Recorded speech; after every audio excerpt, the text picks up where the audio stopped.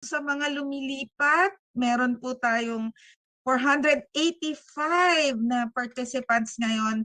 Ayan, nababawasan na po sila. Marami pong salamat sa pag-address ng ating challenge na ito. Okay? A lot would like to be with us today and you can join us po via Facebook Live. Ayan. So, again, thank you po, 450. I'd like to acknowledge din po ang dumadami ring participants doon sa ating Facebook Live at doon sa ating isa pang link para doon sa mga challenge. 10,000 na ang nasa FB Live. So we're expecting more. Okay? Now, we'll move on to the acknowledgement of our participants. And may I call on the Education Program Supervisor of HRDD, Mr. Rodolfo J. Colocar, to do this portion. Take it away, sir.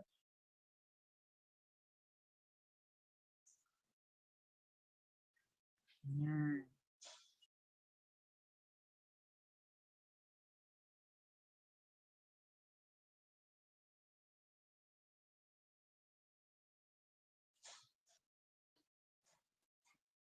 Okay, Sir Rod. Okay, kindly unmute po for our technical managers. Unmute Sir Rodolfo Colocar.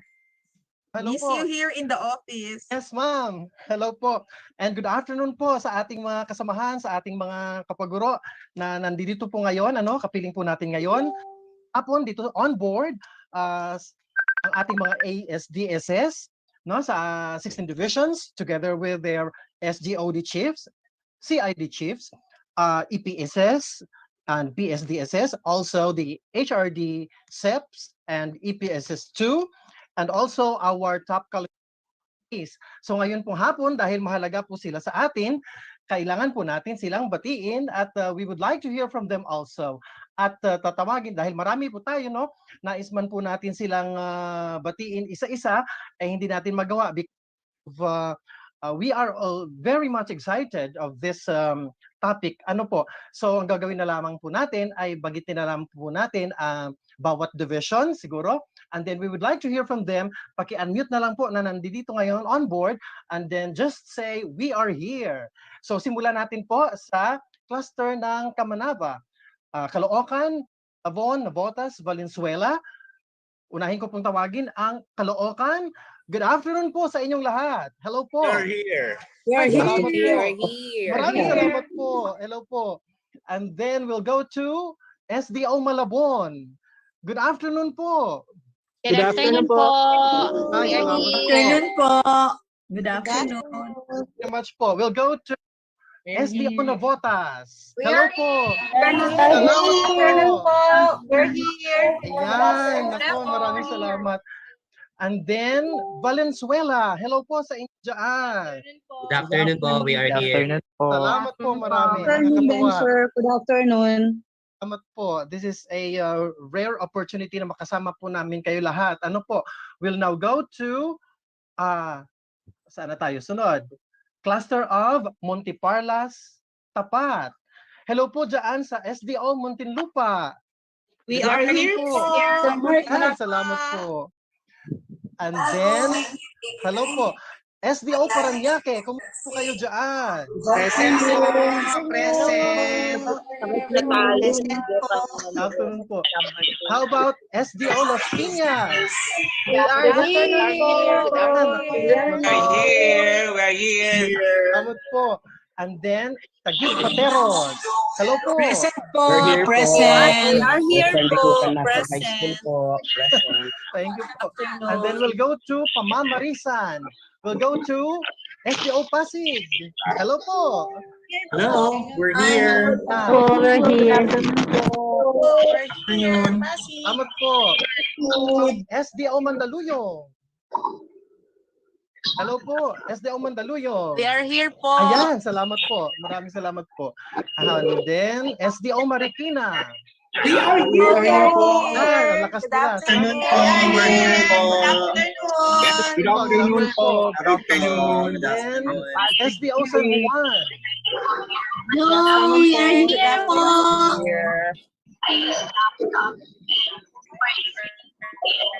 We'll go to Makati. Hello po.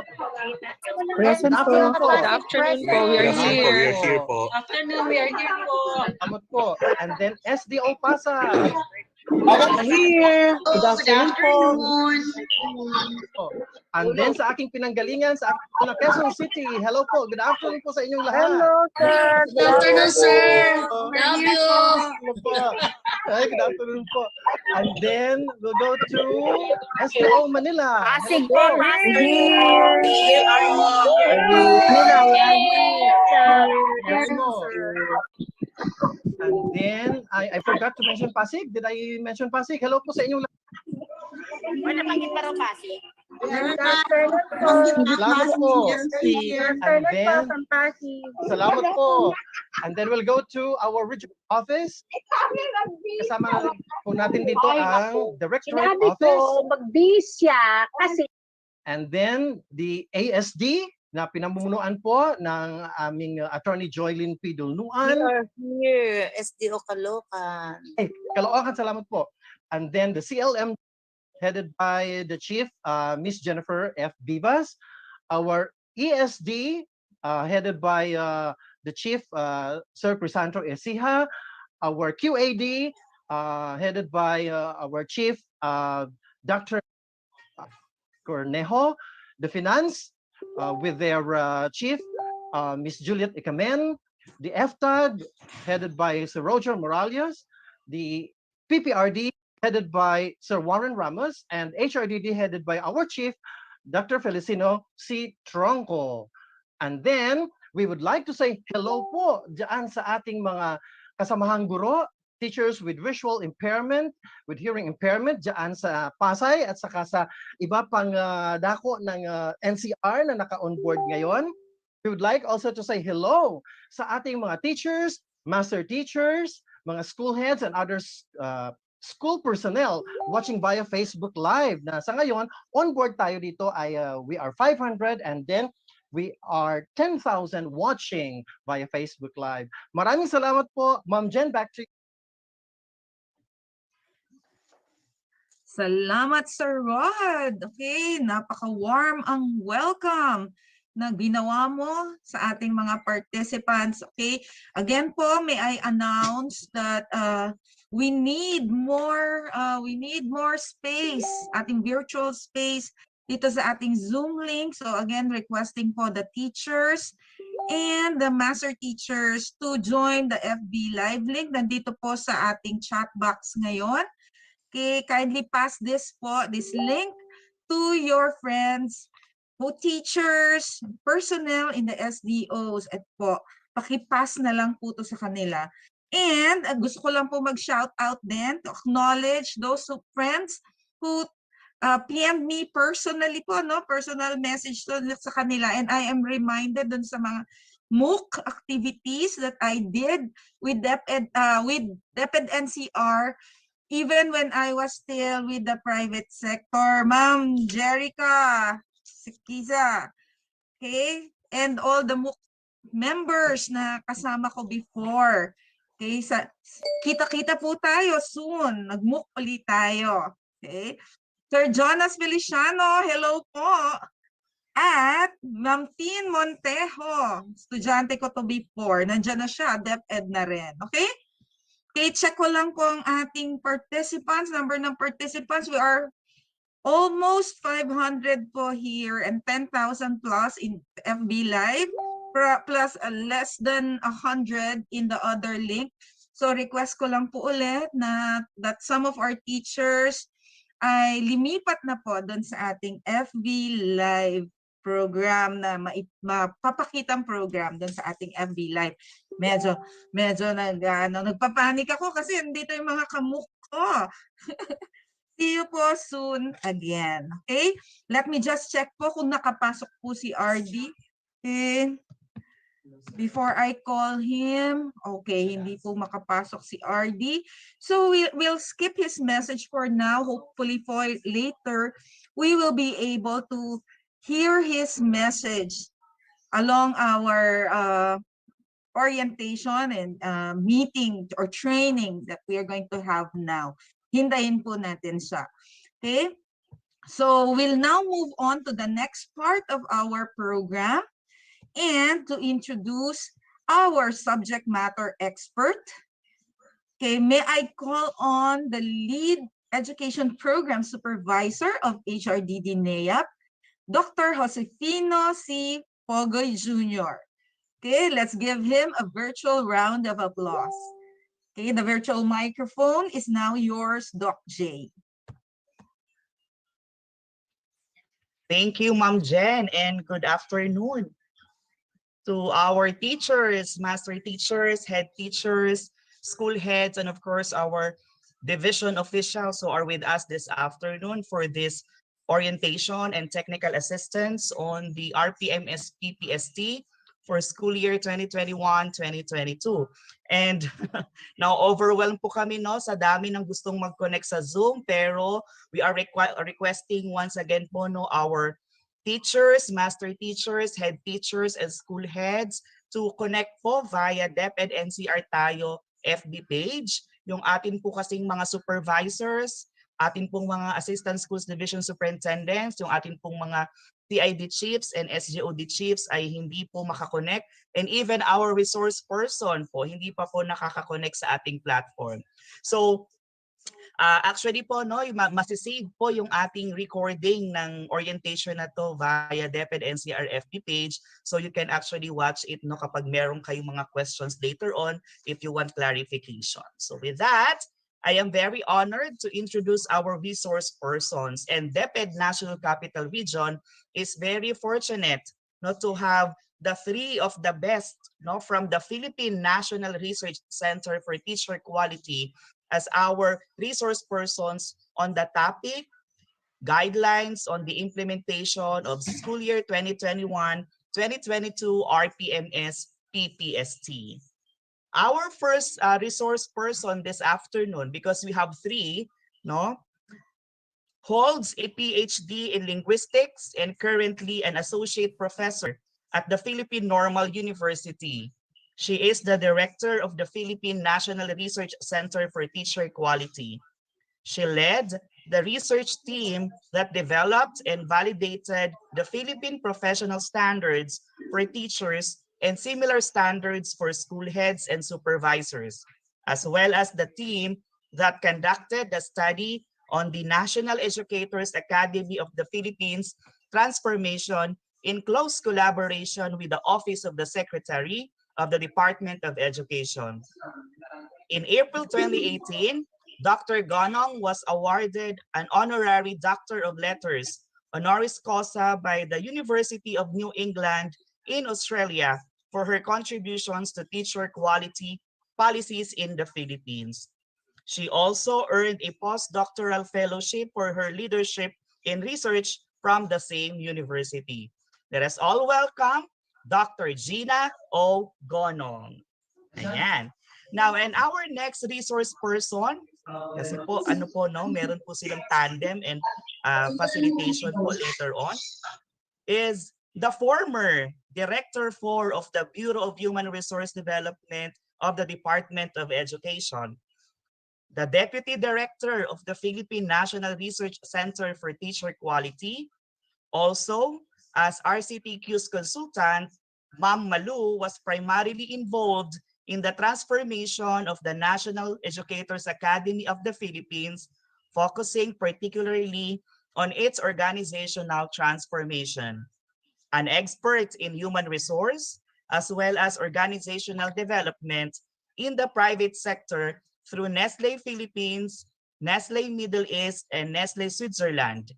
Mrs. Pantoja was also the director of the National Educators Academy of the Philippines and the Bureau of Human Resource and Organizational Development, where she established competency-based frameworks that still serves as foundation of DepEd and RCTQ's work on advancing reforms on teacher and school leader quality. And the thorn among the roses no, of our panel of resource persons this afternoon is a project officer of the Philippine National Research Center for Teacher Quality, a licensed professional teacher, and Mr. Tuazon currently contributes to the project team that works closely in the Department of Education on the embedding of the professional standards for teachers, school heads, and supervisors in the human resource system. Prior to his work with RCTQ, he also has worked directly with grassroots communities in developing and implementing academic development projects such as reading comprehension and life skills programs as a concurrent teacher fellow from the Teach for the Philippines and public school teacher at Kalawaan Elementary School in Pasig City. The project officer of the Philippine National Research Center for Teacher Quality, Mr. Mikey Marie M. Tuazon. Now let's welcome them with a virtual round of applause. Thank you very much, Dr. Pogoy. Good afternoon, everybody. I did not expect the huge number, but it's always a pleasure to join you, National Capital Region, in the many activities that you do in the department. RCTQ has been a strong partner of NCR in many of its projects. Actually, we worked closely with HRDD, although very briefly, on NAYAP transformation. So thank you very much for the invitation. Hello to all teachers. I heard there are so many teachers on Facebook Live, more than 10,000 of you. Thank you very much for the interest, and I hope that everybody learns today. I hope that we're able to contribute something today. By the way, as a starter, I'd like to reintroduce RCTQ to people who might not have heard about the Research Center for Teacher Quality. Mikey, I will need my first slide for that, just so I can show the logos. Okay. So Mikey here will share the presentation. The bulk of the presentation will be done by Mikey Tuazon, our project officer. I'll do an introduction, so the details will be given to you by Mikey. I haven't said hello to Yusek Cabral, to ARD Balane, Dr. Vivas, Dr. Tronco, Dr. Ramos, Dr. Isiha, Dr. Morales, Ms. Ikamen, and Dr. Cornejo. Good afternoon to all of you and all the SDSS, ASDSS, all division personnel, and of course, our teachers in the field. And just to briefly introduce RCTQ, the Research Center for Teacher Quality is a partnership between two universities. The Philippine Normal University, which is the country's national center for teacher education. So I'm a faculty member of the Philippine Normal University designated as director of RCTQ. So ang plantilla item ko po ay nasa Philippine Normal University. So just like you, I'm also a government worker. So PNU has partnered with the University of New England in Australia through its Simmer National Research Center. And RCTQ was established through the funding support of the Australian government. We have worked in the past over 9 years, I think, we've worked with the Department of Education on several projects. Of course, it was mentioned by Dr. Pogoy earlier that we collaborated with DepEd on the development of professional standards for teachers, and recently the professional standards for school heads and for supervisors. When DepEd started to implement the Philippine Professional Standards for Teachers, based on the feedback from the field during the validation, we aligned the results-based performance management system for teachers with PPST. Okay, so when we did the national validation, we went to teachers, we went to school heads, we spoke with them, we had national focus group workshops, and they said that there is a need to align PPST, and RPMS. Okay, so that teachers don't get confused. Whatever they are asked to do in RPMS is connected, of course, to the main document that they are expected to follow, which is the Philippine Professional Standards for Teachers. So that's the brief introduction about the alignment of RPMS and PPST. So now we're on its third year of implementation, the RPMS PPST. We're now on the third year of implementation. So I'll talk to you about the context of RPMS PPST year 3, and afterwards, Mikey will talk through the tools, the indicators, the MOVs needed, all the details about the tools. Mikey will be able to help you with that. Okay, go ahead, Mikey. Second slide. So this is the context for the year 3 RPMS tool. We're all very much aware of the impact of the COVID-19 pandemic, not just in education, but in the society, in our society as a whole. In terms of education, there has been a shift to distance learning delivery modalities, especially during the early part of the pandemic, when people really, we know how DepEd worked hard to deliver, to prepare modules, to deliver modules, to connect with students, to connect with parents. Okay? And making everybody understand that the delivery modality, the learning delivery will need to change because we cannot see each other face to face. Okay? So DepEd developed learning resources. There were other partners that developed learning resources also for teachers and for students. And of course, because of these things, we needed to upskill and retool teachers on the new learning delivery. Although we cannot really say that the learning delivery, the online learning delivery is new. Okay? You've been using, maybe some teachers have been using online platforms for quite some time, maybe for assignments, for tasks, maybe Facebook or other online platforms. That it's really with the advent of COVID-19 that we needed to make a huge turnaround and be very much ready to embrace online learning. Yan ang mga nangyari dito sa COVID-19 pandemic. So because of that, I mean, this context needed a change also of perspectives in terms of means of verification for RPMS. There were normally MOVs that could be given by teachers, like for example, classroom observation. Classroom observation was so difficult in 2020, di ba?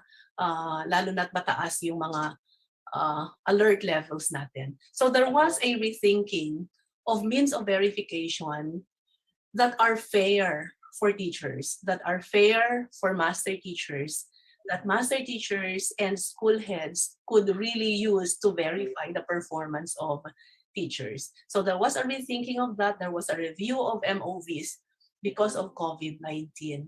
Next slide, Mikey. Okay, so in the development of RPMS in the context of COVID-19, a lot of people were consulted. So definitely there were consultations with DepEd officials and partners, when DepEd officials, particularly undersecretaries and the regional directors. There were a series of meetings between BHROD and RCTQ to review the tools that were current during this time. And thinking about the context of COVID-19, they were revised. Okay,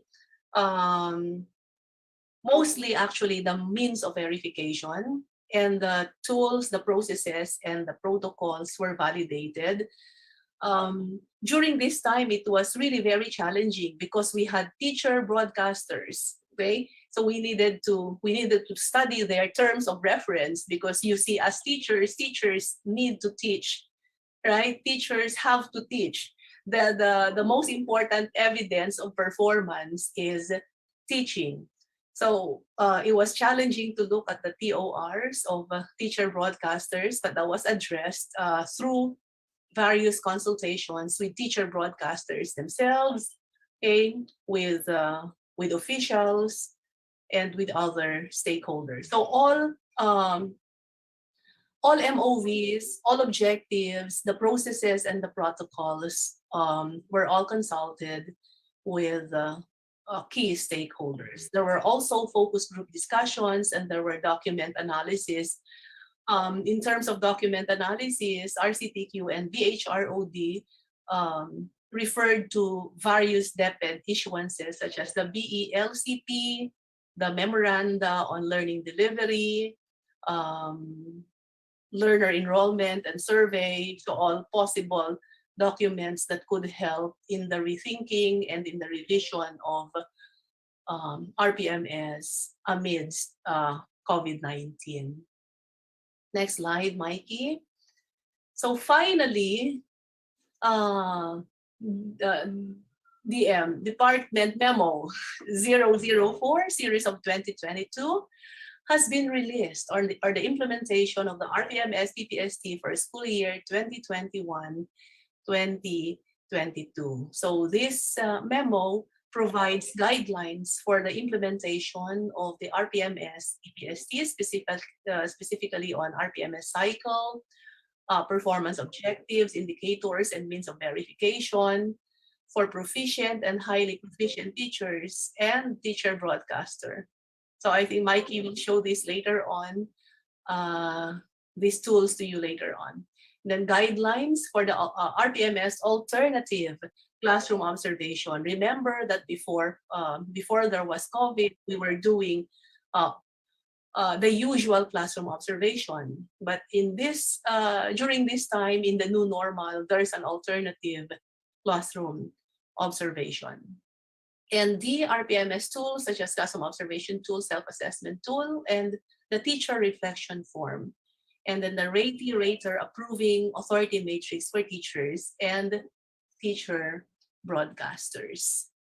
So what's new in the RPMS 2021-2022 indicators? When we speak about indicators, no indicator is actually new because all indicators that are converted into objectives in RPMS are indicators of the Philippine Professional Standards for Teachers. Remember that PPST has 37 indicators. In year 1, DepEd rolled out the first 12 indicators. In year 2, DepEd rolled out the second 12 indicators, although that's not accurately. Can you go back, Mikey? Okay. Although it's not very accurately, that statement is not very accurate because there are indicators that are common across the 3 years. Like for example, content knowledge and pedagogy. So it's an indicator that is present in RPMS tools across all years. So I was saying there are when it comes to new indicators, they are not new in the sense that the indicators are part of the 37 indicators of the Philippine Professional Standards for Teachers. Okay? They are new in the sense that there are indicators in the PPST that have not been rolled out, that were not rolled out in years 1 and 2, and will be rolled out for the first time in year 3. Why did DepEd decide? Mama Lu Pantoja can talk about this with you later on. Why did DepEd decide to roll out the first 12 and not roll out all 37 indicators in RPMS all at the same time, all in the same year? DepEd did not want to overwhelm teachers. DepEd wanted to support teachers to understand few indicators at a time. So if teachers get to be introduced to 12 indicators, they can focus their mind, their professional development, their practices on a small number of indicators. So DepEd did not want to overwhelm teachers then, and wanted professional development to be prioritized based on the first 12 indicators. Okay, so it is this year that we are actually completing the introduction of the 37 indicators of the Philippine Professional Standards for Teachers in the field through the results-based performance management system. So the next slide, Mikey. So this one shows you what we have rolled out in the first year, in the second year, and in this year, okay, year 3. So the green ones are those that we had for year 1 RPMS. So 1 for domain 1, 2 indicators for domain 2, 1 for domain 3, 2 for domain 4, 3 for domain 5, and none for domain 6 and for domain 7. Okay. Of course, there was a process in picking these indicators for rollout for year 1. A lot of teachers were also consulted on choosing priority indicators for year 1. By the way, choosing indicators for particular years isn't about indicators that are most important. We're not talking about indicators in terms of importance, because we say that all indicators are important, okay? But we need to prioritize them so we don't overwhelm teachers and we're able to provide the support that they need given a small number of indicators that we introduce to the field. So year 2 indicators, you see the orange ones, okay? And then year 3 indicators, we have more indicators to roll out this year than in the previous years. One reason for that, we think, is that the field already has warmed up on PPST, on the objectives of RPMS. And so they're more ready on the third year. Of course, they're more ready on the third year than on the first year or on the second year. They're more ready on the third year to respond to more indicators, to develop their professional practices based on these indicators. You see yellow here in domain 1, that is content, knowledge, knowing what to teach and how to teach it. That is repeated across years 1, 2, and 3. And there's 1.5 and 4.5 that are repeated across years 1 and 2. Okay? Maybe Mama Lu can talk about this later on, especially maybe after Mikey's talk. Next slide, Mikey. RPMS is important for teachers to understand, for teachers to do, because it will impact on their career progression. Okay, you are very much aware that DepEd has proposed a new system of career progression for teachers. Okay, it's I'm looking at the second bullet. DepEd prepares its teachers for the implementation of the proposed new system for career progression of teachers and competency-based reclassification process. So performance of teachers based on RPMS will be a huge input to career progression.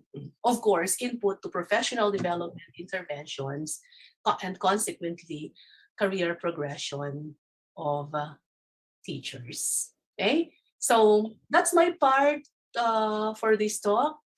I'll be able to join you again later on.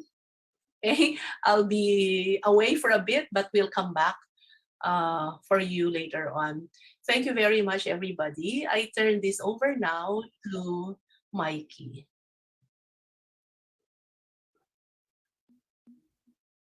Thank you so much po, Doc Gina, for that introductory slides on the RPMS. Before I begin my presentation, I'd also like to do some shout outs po, ano? Special shout out po to my previous co-teachers in Kalawaan Elementary School who are also watching dito po sa atin pong Facebook feed sa DepEd Tayo Prime NCR Facebook page. I'm sorry I cannot see all the names. Ma'am Reducto, Ma'am Melvi, Ma'am Marcy, Ma'am Navoa, Ma'am Bell, Ma'am Lori, to my previous also former principal also, Ma'am Monina Cruz, and to the new principal of Kalawaan, Ma'am Cora Huta, belated happy birthday po. Ito my high school teacher also, Ma'am Crescencio from Carlos P. Garcia High School. I apologize for doing some shout outs po, no, kasi to be honest with you, I am nervous right now. The largest group that I was able to address pre-pandemic ay mga more than 200 people lang, but as mentioned earlier, there are 500 of us here sa Zoom and 10,000 plus sa atin pong Facebook page. So anyway, will now be proceeding to the deep dive on our RPMS PPST year 3. So let me share my screen. Yan, thank you po. As part of the Research Center for Teacher Quality, who is working closely with the Department of Education, Bureau of Human Resource and Organizational Development, we are in charge of crafting and helping the technical working group in finalizing the RPMS tools all throughout the years. And that's why in this presentation, I will most likely just focus on the tools themselves. Some matters on the cycle, on DO2. These are the questions that I'll be confidently na share, i-direct na lang po natin sa atin pong HRDD and to our people who are most na talagang nakaalam nito. But for the tools, this has already been mentioned earlier. I will be focusing on section B, the performance objectives, indicators, the means of verification for proficient and highly proficient teachers, as well as sa atin pong teacher broadcasters. This is now already our second year that we are in the pandemic. That's why all our tools po ay idinadaan pong muli sa masusing pag-aaral at ibinabase po ito kina-contextualize sa atin pong current conditions. As mentioned earlier, there had been focus group discussions with our teachers in the field, our master teachers, our school heads, also our teacher broadcasters to really capture ano po yung ginagawa sa field para po ito pong ating RPMS is really reflective of our performance and makatutulong din po talaga sa atin to look back at our practices. So what are the scope of these this RPMS Year 3 indicators? Of course, we have the RPMS tool for our regular teachers. We still have the proficient and highly proficient teachers who have direct contact with their learners. There are multiple or alternative classroom observation scenarios. Some of them ay meron pong synchronous learning, live po sa Google Meet, sa Messenger, or recently po tayo po ay nagsisimula pong muli sa ating pong face-to-face classes. Meron din po tayong asynchronous learning, blended learning, modular learning, and as already mentioned, our limited face-to-face. And our regular teachers can adopt any of the following learning delivery modalities. So this is not a one-size-fits-all tool. Hindi po ito ganon. But we really take note and we really consider the context of our teachers. And that's also the same with our full-time teacher broadcasters. They also have tools for proficient teacher broadcasters and highly proficient teacher broadcasters. These are those who have no direct contact with students and they deliver lessons through TV-based, radio-based, or in any other mediums po na nakikita po natin sa ating mga screens. They also create and contextualize video lessons and radio-based instructions.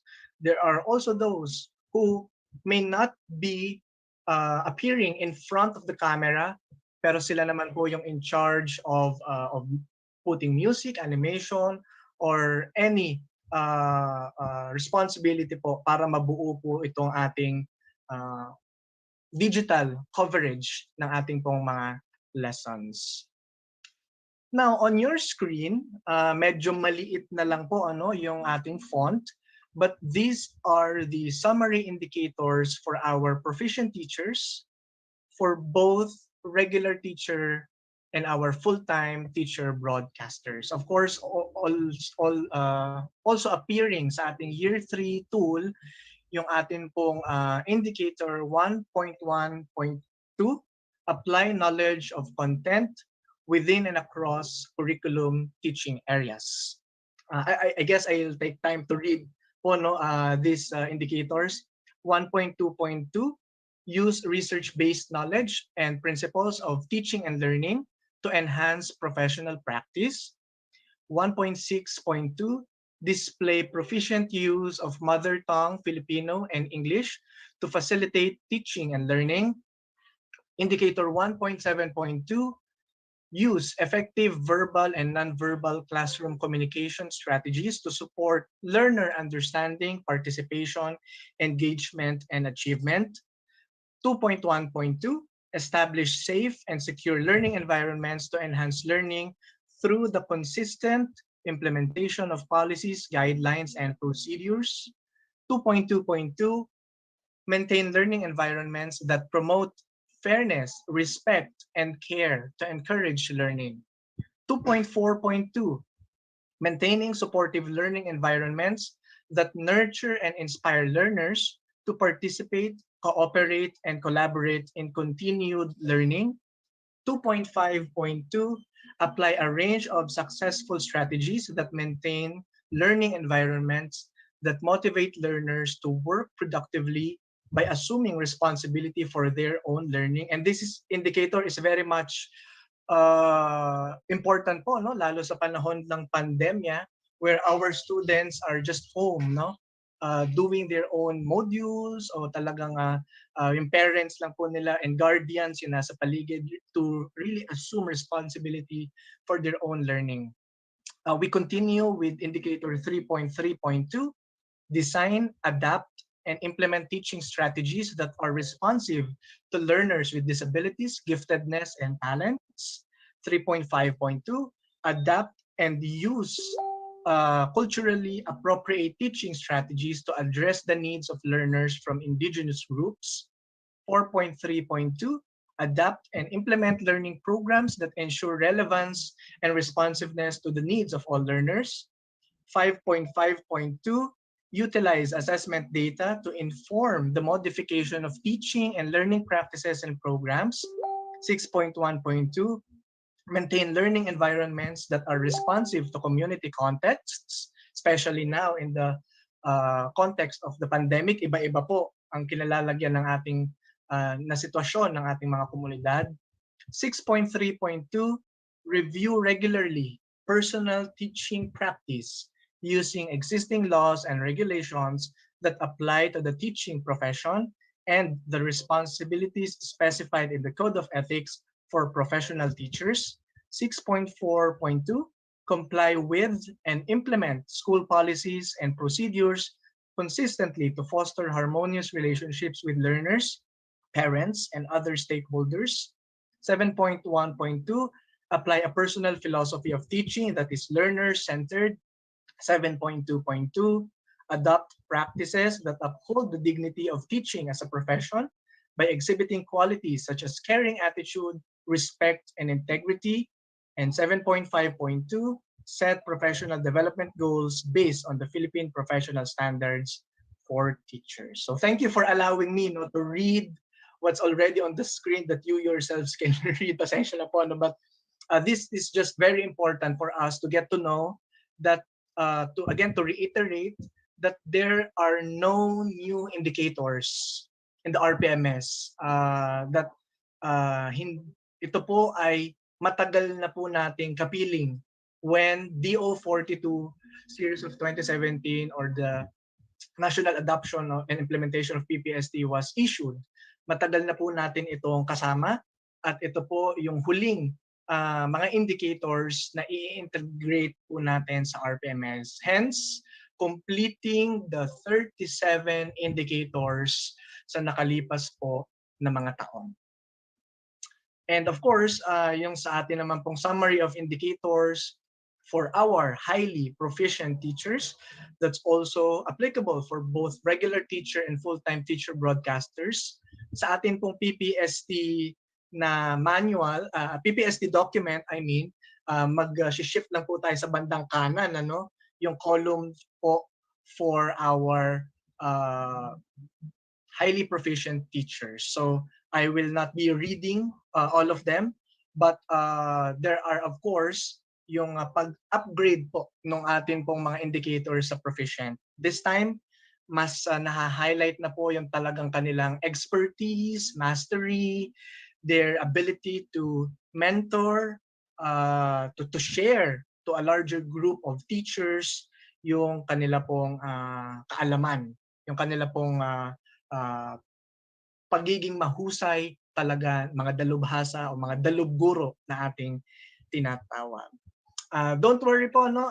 We will be going through the RPMS tools ng dahan-dahan po, page per page, because ito po yung atin pong kadalasan na nagkakaroon din po tayo ng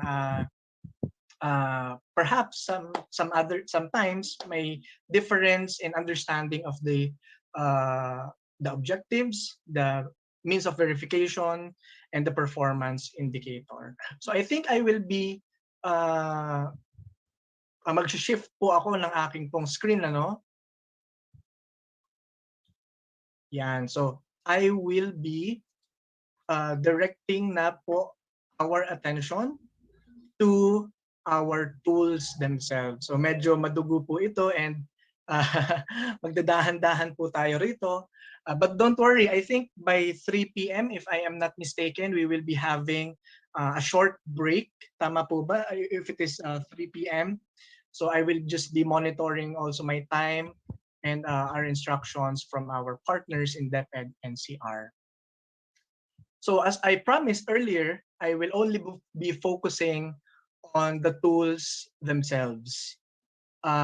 Dahil dito po tayo kailangan talagang mag-usap ng masinsinan, and thank you to DepEd and CR for this initiative. And when also the DM4 series of 2022 was signed into policy, marami din po tayong nakita sa Facebook, no, na nagkakanya-kanya na rin po ng paggawa ng videos, explainer videos, LAC sessions, district orientations, and we are so happy that the field ay talagang malalim na po yung atin pong paggamit dito po sa RPMS, at tayo po mismo ay kaya na po natin ito basta't sama-sama po tayo. So unahin ko po itong objective po natin sa gagawin ko lang pong example, no, yung RPMS tool for regular teacher, proficient teacher, because may ilan lang pong variation nito when it comes to our teacher broadcasters, also to our highly proficient teachers na parehong regular and teacher broadcasters. Pero uunahin po natin ito, no, for our regular teachers, proficient teacher. So let's begin po. So as we are seeing, ang ating pong objective 1 ay matagal na po itong lumalabas sa atin pong RPMS magmula po nung year 1, re-implementation of year 1, then year 2, and now sa year 3. I've applied knowledge of content within and across curriculum teaching areas. You are seeing in the means of verification that there are kumbaga alternatives on how we could produce po itong ating COT rating sheet or inter-observer agreement form. It could be from an observation, of synchronous teaching, whether you are part of the limited face-to-face, the online teaching, or two-way radio instruction. But if this is not possible, if option 1 is not possible, pwede rin naman po na observation of a recorded video lesson or audio lesson that is SLM-based or MELC aligned. But if option 2 still remains not available or not possible, this could also be done through an observation ng atin pong demonstration teaching via lab. So titingnan po natin yung pagkakasunod-sunod po. Ito po yung unang mga punto na dapat po tayong malinawan Ito po ay pagkakasunod-sunod. If 1 is the main, but if it's not possible, then we go to 2. But if 2 is not possible, we go to 3. So we wish that we do not go directly to 3 because observation of a demo teaching might be the easiest. Pero tayo naman po ay possible yung 1 and 2. So again po, if possible yung 1, mauna po yung 1 So yun po. Basahin ko lang din po yung ilan po nating notes dito sa baba before we move forward to our performance indicators. For modular approach, demonstration teaching via lab must reflect the teaching or learning process in the said modality. So yun po ang ating lilinawin po. Ito po very much in particular to option number 3. Ulitin ko po, for modular approach, demonstration teaching via lab must still reflect the teaching learning process in the said modality. Next to that note po, the means of verification, the COT rating sheet or inter-observer agreement form shall also be complemented with any annotated document such as a module, screenshot of instant messaging, notes or showing instructions, especially po sa mga modules na pinapadala lang po natin sa mga bata, or could be also a narrative then, indicating occurrence of follow-through, monitoring, etc. So ito po, we further substantiate the MOVs that we are submitting through these complementary documents that indicate occurrence of follow-through or monitoring. This is again specific to option 3. So scroll down ko lang po ng kaunti. For this objective, 2 MOVs are required for the entire school years. I think pre-pandemic, there are some na ginagawa po natin once every quarter, or 4 times a school year. But of course, we understand yung atin pong context ngayon sa pandemic. 2 MOVs are required for the entire school year. And also, dati meron tayong QET, but all throughout the tools, quality, Q na lang po yung atin pong hinihingi. In computing the rating for quality, get the corresponding RPMS 5-point scale rating of each COT rating. And after that, we calculate the average of the RPMS ratings. And then we find the transmuted RPMS rating. Meron po tayong sample computation po na makikita po sa baba. You will also see that this objective ay kind of the same, with other objectives pa, yung atin pong mga tinatawag na classroom observable indicator. So the processes are very much the same. We have 3 options, modalities, 2 MOVs for the entire school year, and we refer to our COT rating sheets or inter-observer agreement forms. Now, as we look at this objective, and also in this tool, ay katuwang po nito yung pagtingin din po natin sa isa pang document na kasama po doon sa Google Drive na ibinigay po sa atin ng BHROD At yung link po na ito ay makikita po natin sa memo because in Appendix 3A, we get to see ano po ba ibig sabihin ng level 7? What does it mean? Yung level 6, level 5, level 4, level 3. And sa highly proficient teachers, ang demonstration naman po ng levels ay 8, 7, 6, 5, 4. So what do they mean? Kaya po lilipat lang po ako ng tab. Titingnan po natin itong further explanation. Ano po ang ibig sabihin ng level 7, 6, 5, 4, and 3? And how do they translate to the features of practice? I will zoom in po dito po sa ating level 7 or ito po yung ating outstanding. So I'll just make sure that the screen and the text are big enough para mabasa po natin.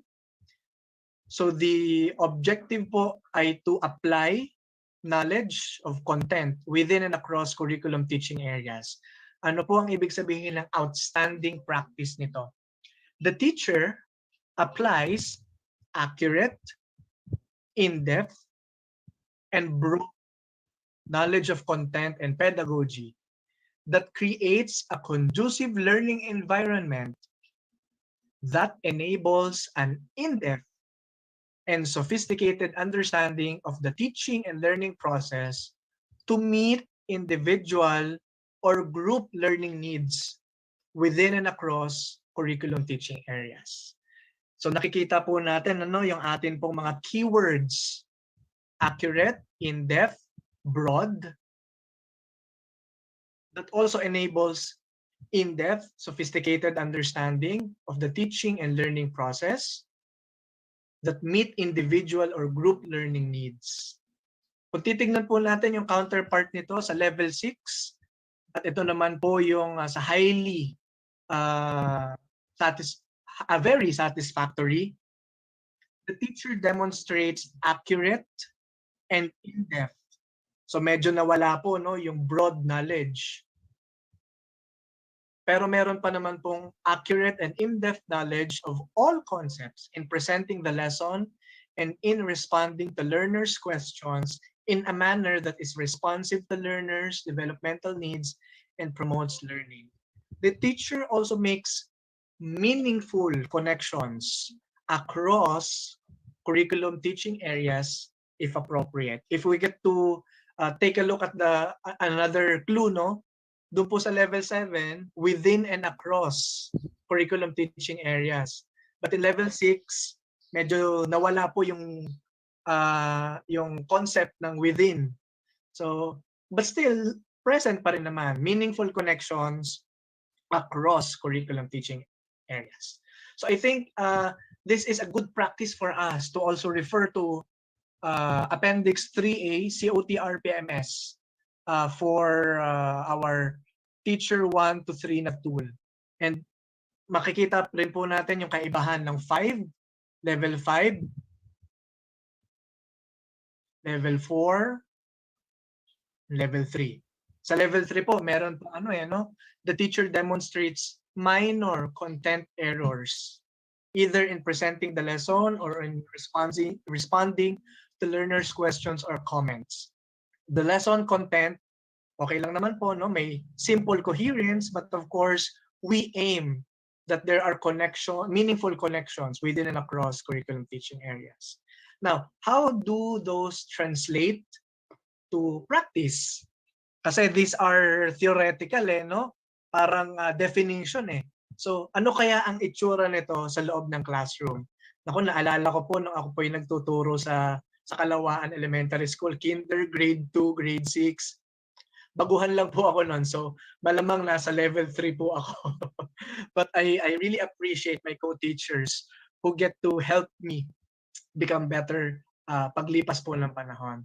So in level 7, yun pong ating outstanding na mga na practice dito po sa objective na ito.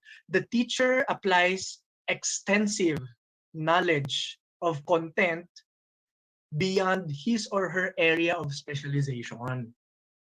So, ang ganda po, no? Beyond his or her area of specialization.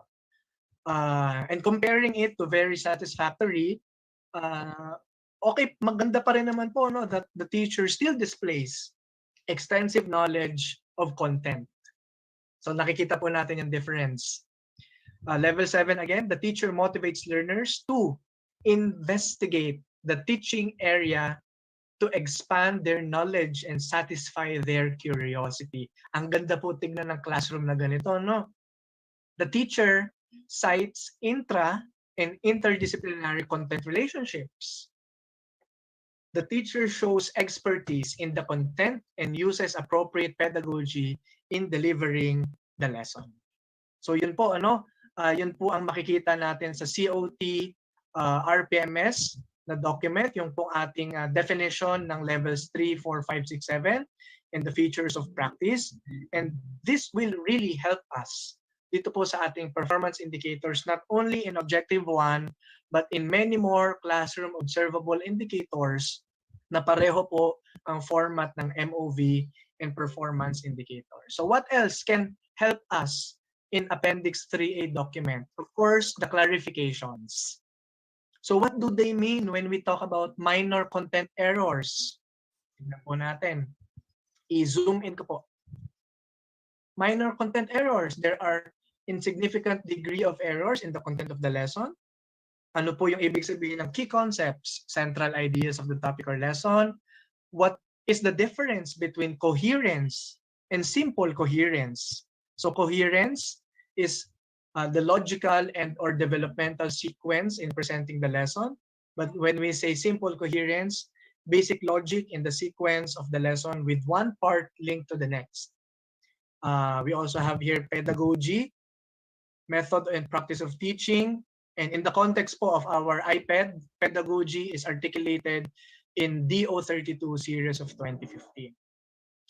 More terms here po sa clarification part. What does it mean to say accurate knowledge? The content should be error-free. In-depth. Yan po, no? Ano pinakaiba ng accurate and in-depth? In-depth, there is foundational knowledge and also finer details within the curriculum teaching area. Broad knowledge, knowledge across curriculum teaching areas. Meron pa po tayo rito sa kanan.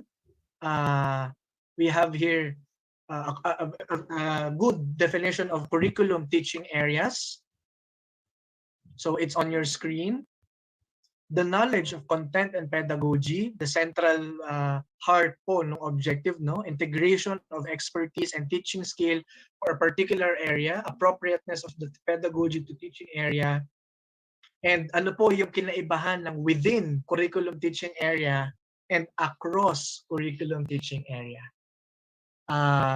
And perhaps, no, ito naman pong ating objective na ito has been with us since year 1. Kaya po, it's good to look back yung atin pong deep knowledge dito po sa indicator na ito. What does it mean to say that yung within and across curriculum teaching area? So I think that settles po yung atin pong discussion on Objective 1. Naka-Objective 1 na po tayo. No? Naku, kung iisa-isahin pala natin ito, baka abutin tayo ng gabi. Good for us na in-exhaust po natin yung explanation dito because we will also follow the same structure mamaya po sa atin pong mga classroom observable indicators. So I am now scrolling down my screen to Objective 2, but we will be skipping that. Balikan po natin maya-maya ng konti. Ay ubusin lang po natin yung classroom observable indicators na may kapareho pong format sa MOV and performance indicator, and we might see some matters pa that we need to clarify.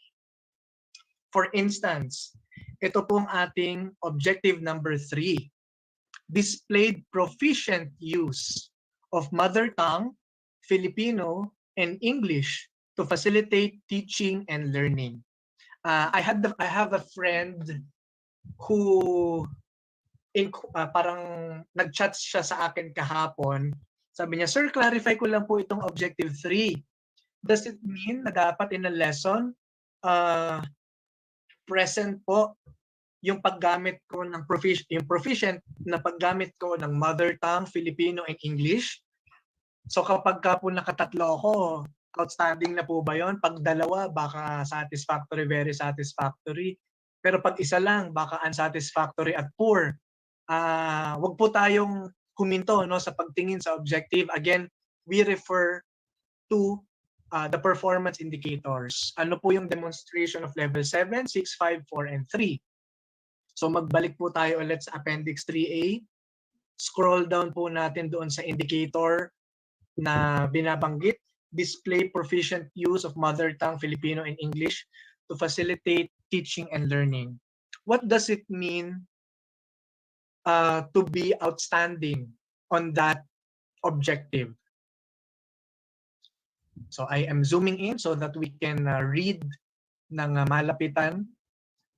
The teacher displays advanced high sub-level proficiency in the use of mother tongue and or Filipino and or English that extensively facilitates teaching and learning, including probing questions and feedback.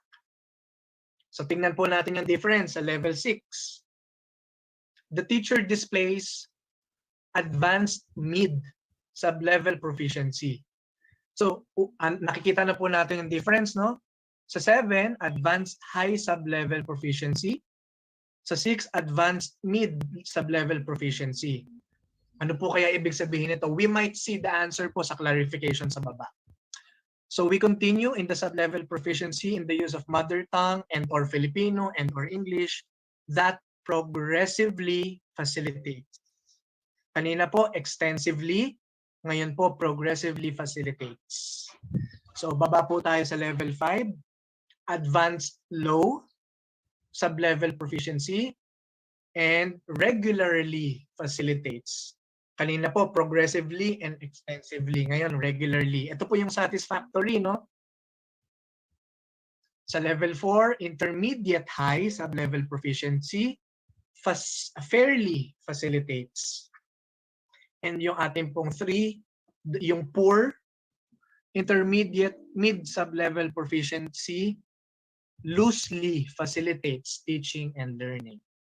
So what does it look like in the classroom? Features of practice. The teacher's use of mother tongue and or Filipino and or English. So hindi naman po required, no, na tatlo nandyan. The use demonstrates a well-developed ability in using communication strategies such as code switching and translation. So if you are teaching an English class, meron po bang pagkakamali kapag si teacher kailangan niyang mag-Filipino or i-translate po yung English term sa local language? Hindi naman po, hindi po masama yun, ano, because there are some students that we still need to support. But as long as a well-developed ability in using communication strategies, okay lang po yung code switching, ano, or yung pag-switch between languages. The teacher uses precise vocabulary and intonation to express meaning and often shows great fluency and ease in delivering the lesson. Baka po kasi, no, we get to be so strict about this that if the class is an English class, na dapat straight English, dapat pati bata straight English. Of course, we hope that we get to be proficient in one language. No, hindi, but we refer back to this document.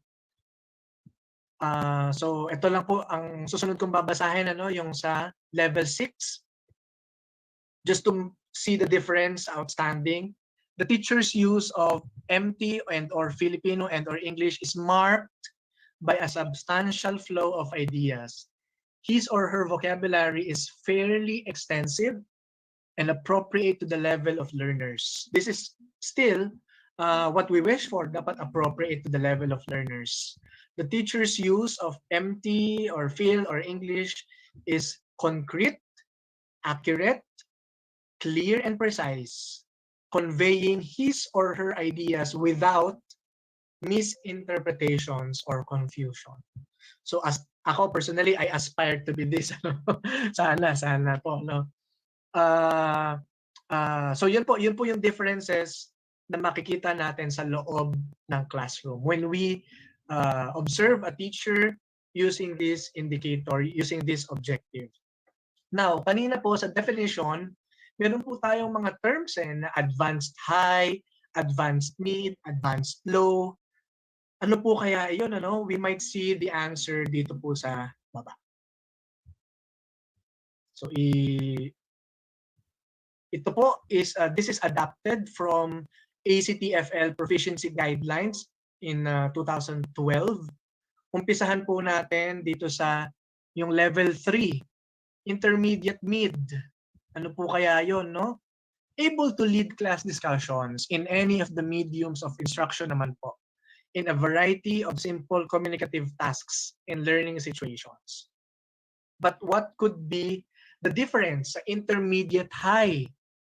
Meron na pong ease and confidence, specifically when dealing with routine tasks and learning situations. So that's the difference between intermediate mid and intermediate high. Doon po tayo sa advanced. Meron po tayong advanced low, advanced mid, advanced high. Sa advanced low, able to consistently handle class discussions in any of the mediums of instruction in a variety of communicative tasks and learning situation. Consistently po, ito po yung isa sa keyword na makatutulong po sa atin.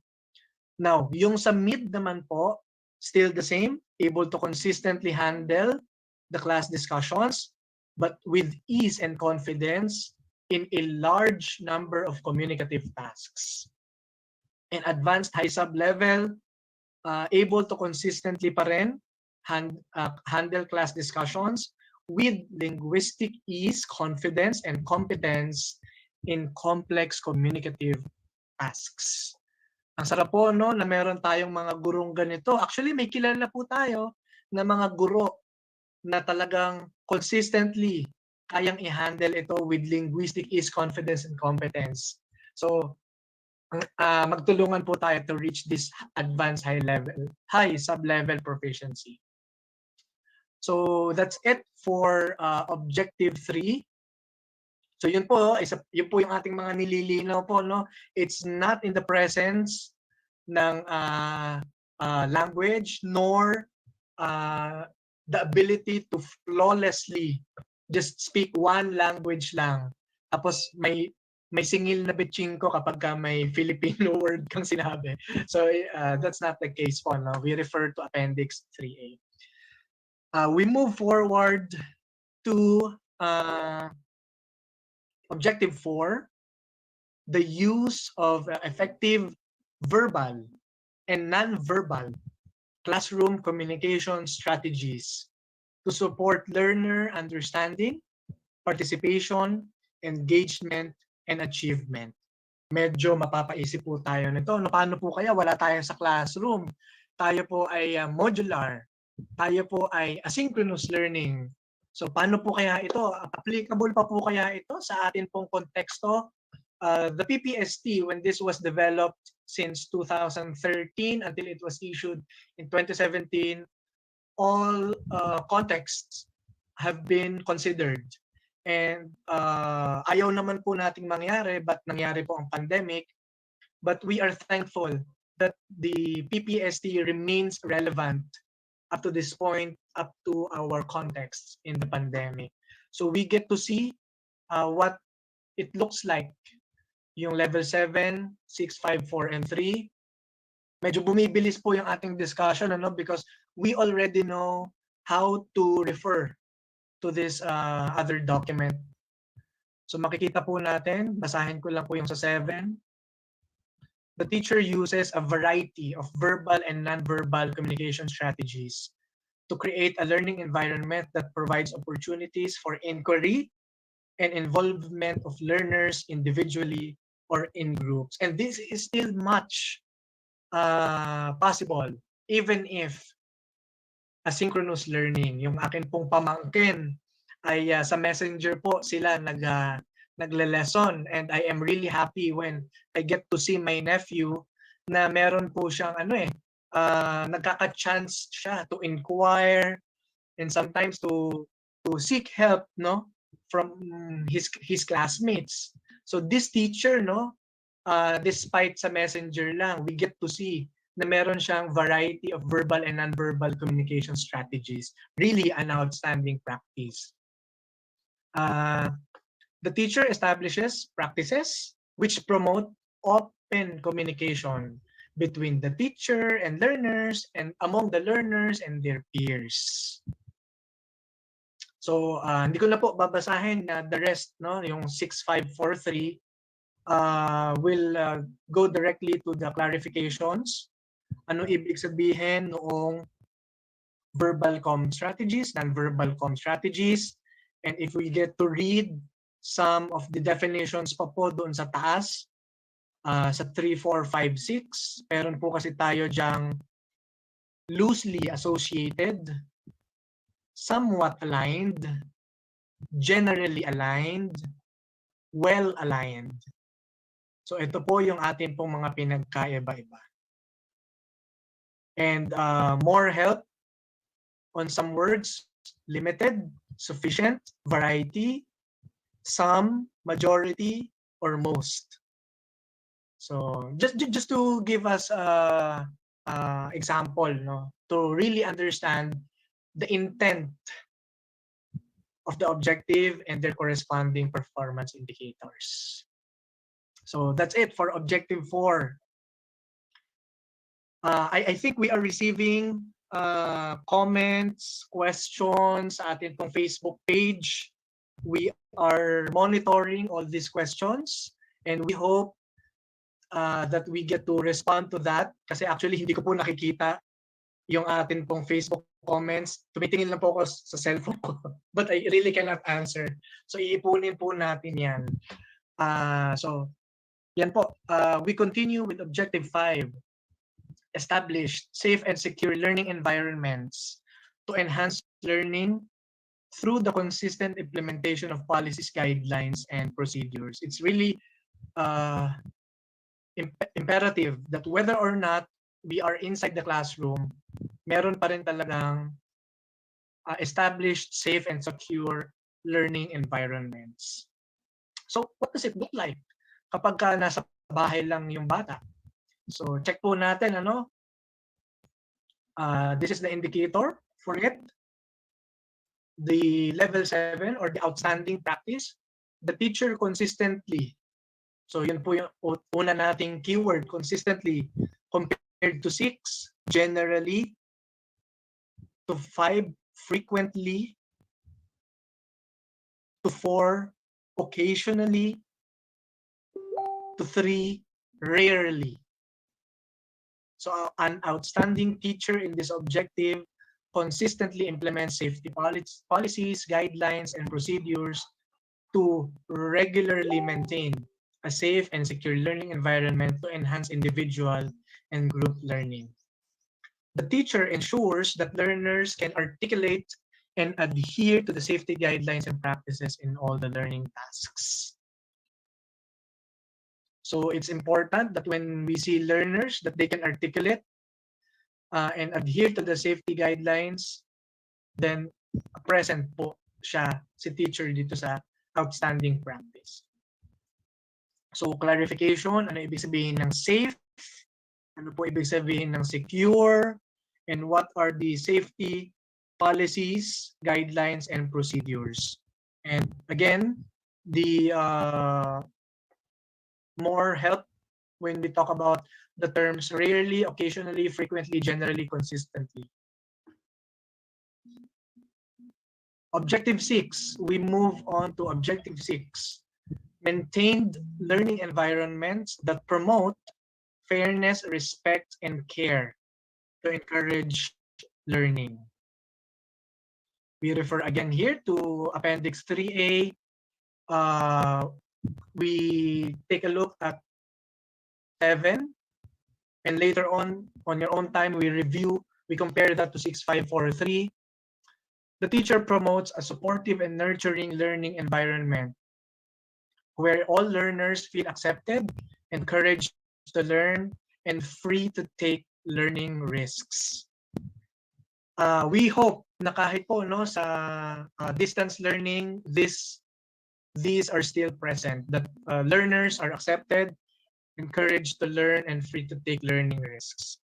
The teacher enhances polite and respectful interactions with learners and among learners, and exhibits sensitivity to learners' differences. And some more clarifications. Ano ibig sabihin ng fairness, respect, and care? So yan po, nasa baba po yan. And this document is actually available to the Google Drive provided by BHROB. Now, ito po, medyo maiiba po yung daloy po no, ng ating discussion ngayon. I'm really taking my sweet time because I think this is until 4:30 po, no? So iniisa-isa talaga natin para at least iisa po tayo ng understanding. Now, as I mentioned, medyo maiiba po yung daloy ng ating discussion because in this objective, meron na po tayong set A and set B. This is still a classroom observable indicator because of the presence of this set B. COT pa rin, or inter-observer agreement form, level 7, 6543.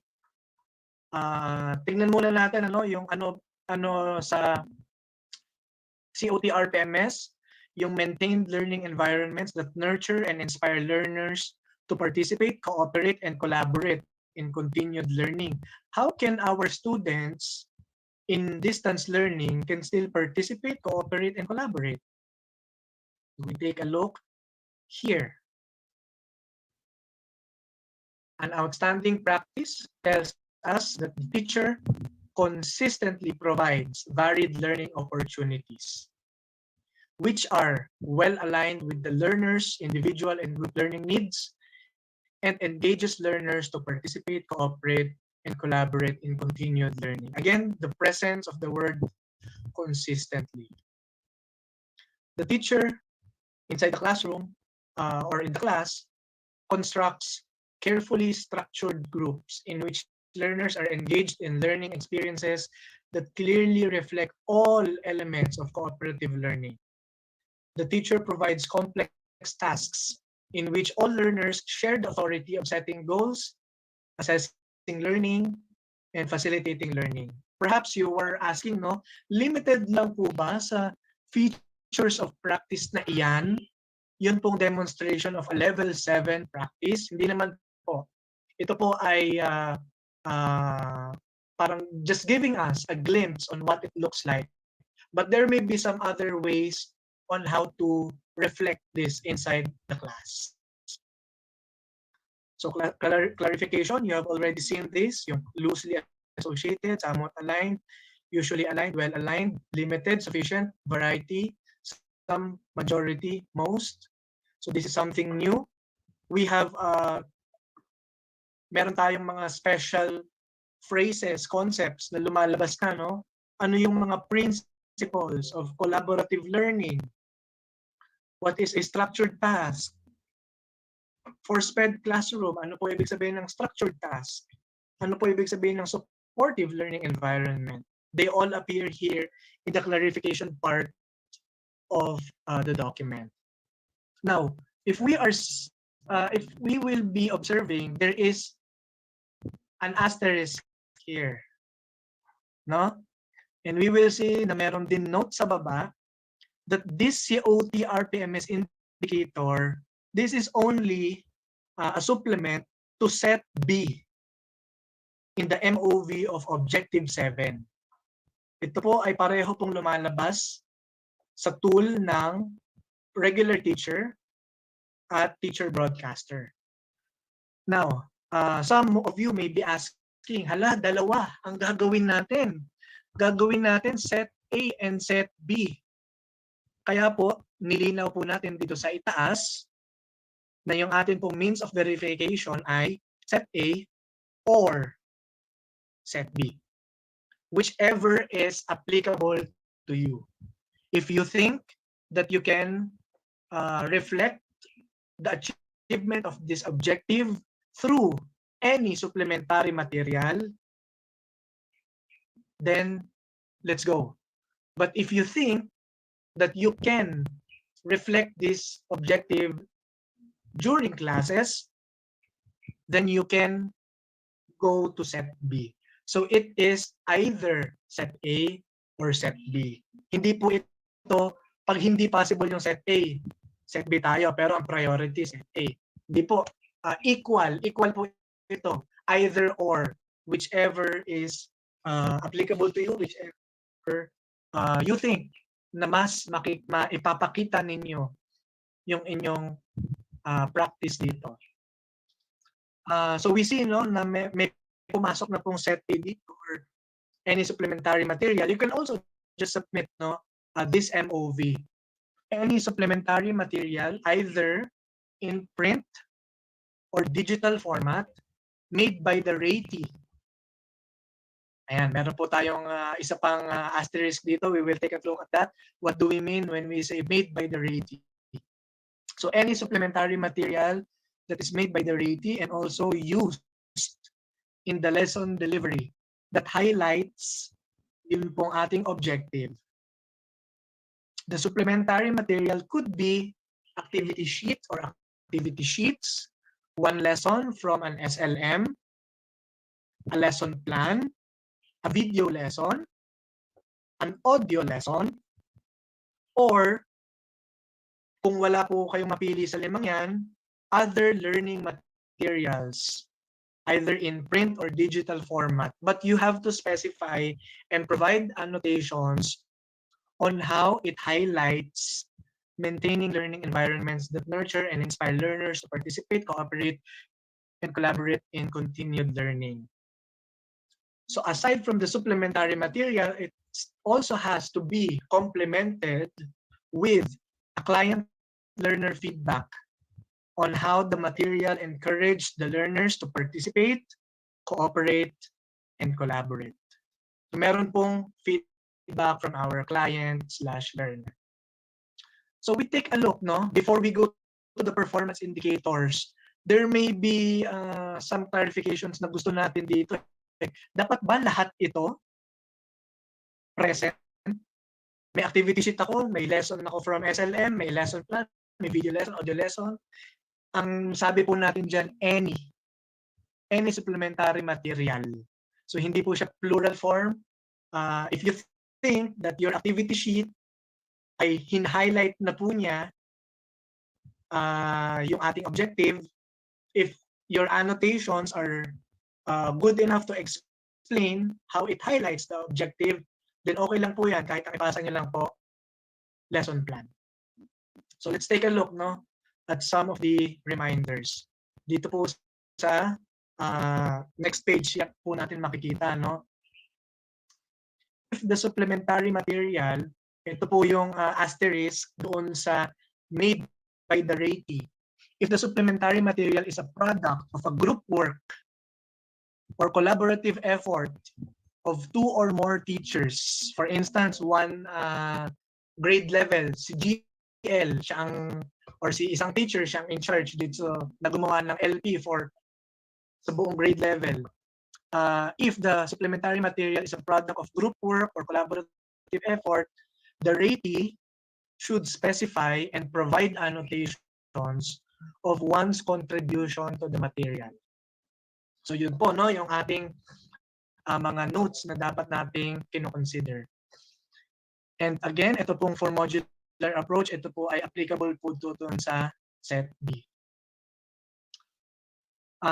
We are also seeing again, yun pong ating sample computations. If we will go with set A, so 2 MOVs are required for the entire school year. 2 MOVs na lang po ito, no? So talagang nakakatuwa po na hindi po tayo pakapalan ng document, hindi po kahon-kahon yung ating pong MOVs. Ito po ay panipisan sa totoo lang po, no? At maipakita natin yung ating quality practice. So ito po yung sample computation. And again, appearing here is the sample computation if we will go with set B. So yan, balik po tayo doon po sa ating main na page sa Objective 7. Ano po ang ibig sabihin ng ating pong mga performance indicators at ano po ang pinagkaiba-iba nila? Sa outstanding practice po, the supplementary material was able to highlight or to reflect that the teacher provided effective and varying learning opportunities that are well aligned with the learning goals and also feature all elements of collaborative learning as shown in the submitted learning material kung set A po. So we get to see these descriptors, effective and varying, and featuring all elements of collaborative learning. So ano po yun? Nandito po sa baba. Elements of collaborative learning, positive interdependence, individual accountability, and shared authority in assessing and facilitating one's learning. So ano po yung kaibahan ng very satisfactory? Makikita po natin that the learning opportunities are still effective but may not be varying. So nawala na po yung ganong descriptor dito. But still, the learning opportunities are well aligned with the learning goals and still engage learners to participate, cooperate, and or collaborate in continued learning. So it may not all be the elements of collaborative learning. So pwedeng isa lang, participate, cooperate, or collaborate. Satisfactory naman po, makikita po natin na ito ay singular form, provided an effective learning opportunity. Isa lang po ang na-provide na learning opportunity, although it is still effective. Compared to outstanding and very satisfactory, marami po, no, learning opportunities. So it's well aligned with the learning goals, and still engaging learners to participate, cooperate, and or collaborate in continued learning.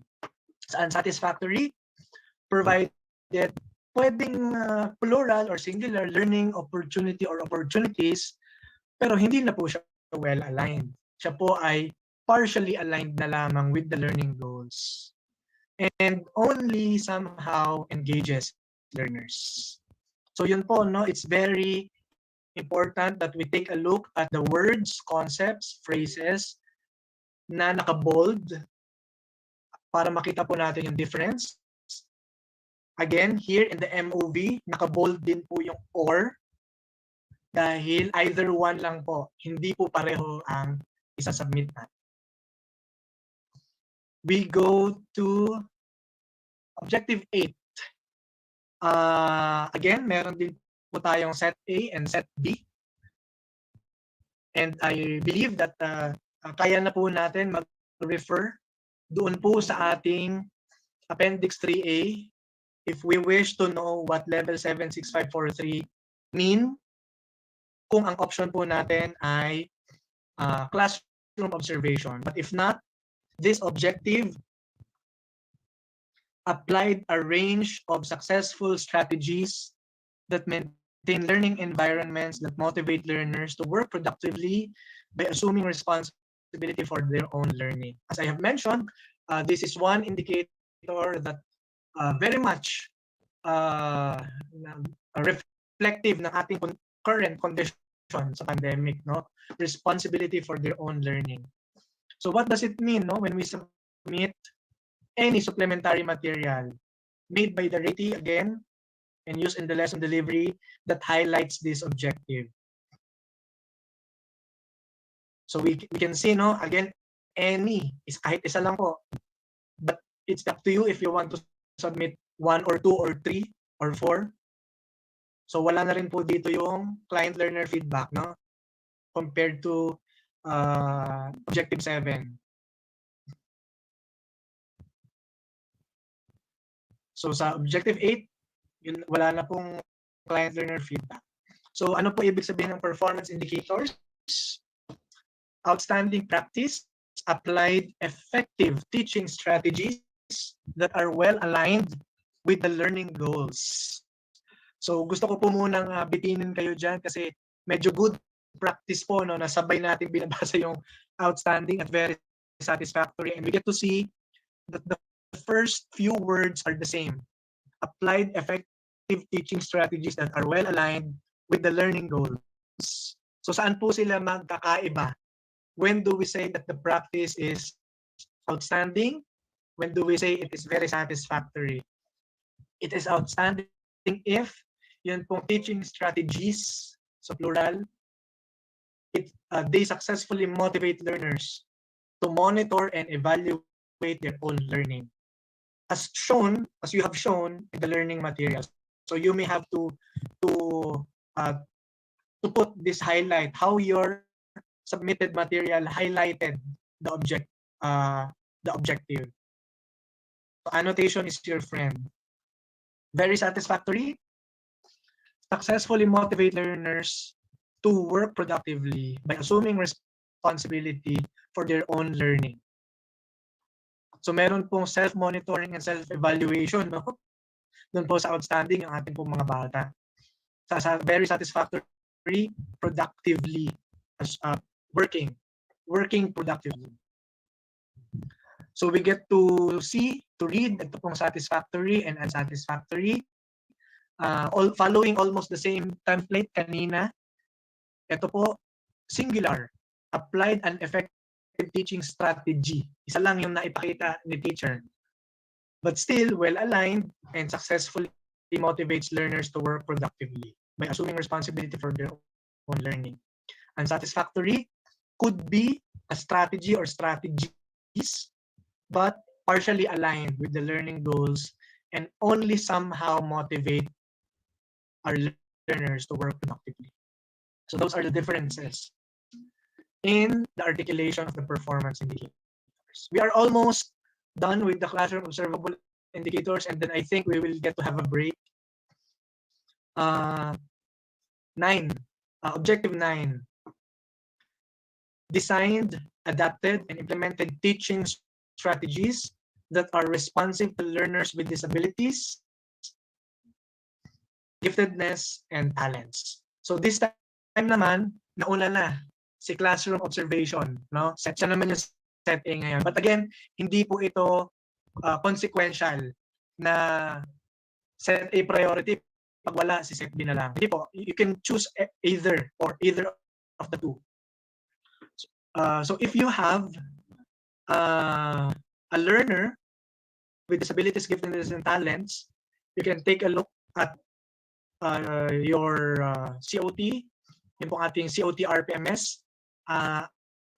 If there are new na nanonood po na ngayon pa lang nakaka-tune in, ito po ay available. Ito pong pinakikita ko sa screen ay available po doon sa Google Drive link. But if in case you're not seeing the file, we will take a look at that later. But this will be available po. This should be with you. So tingnan po natin what do we mean by that outstanding practice. Kahit po yung features of practice na lang, the teacher demonstrates an expanding understanding of the educability of individual learners. The teacher's instructional strategies respond to individual and group of learners' background, thus creating an environment where learners feel equally involved. So, yan. Okay po. But if you have no learners in your classroom na may disabilities, giftedness, and talents, then you can go to set B. TRF is once again available. And we will take a look at that earlier po, no? A TRF on designing, adapting, and or implementing teaching strategies that are responsive to learners with disabilities, giftedness, and talents. And aside from the TRF, a certification from your school head that you, the ratees classes, have now identified learners with disabilities, giftedness, and or talents. And then, again, meron po tayong isa pang rubric mamaya na titingnan. Ano naman ibig sabihin ng level 5, level 4, level 3, level 2, level 1 as shown in the TRFs. So we have to take note din po of the notes na makikita po natin sa baba ng tables. So ano po yung definition natin ng learners with disability, giftedness, and talents. And the corresponding literature, policies supporting that.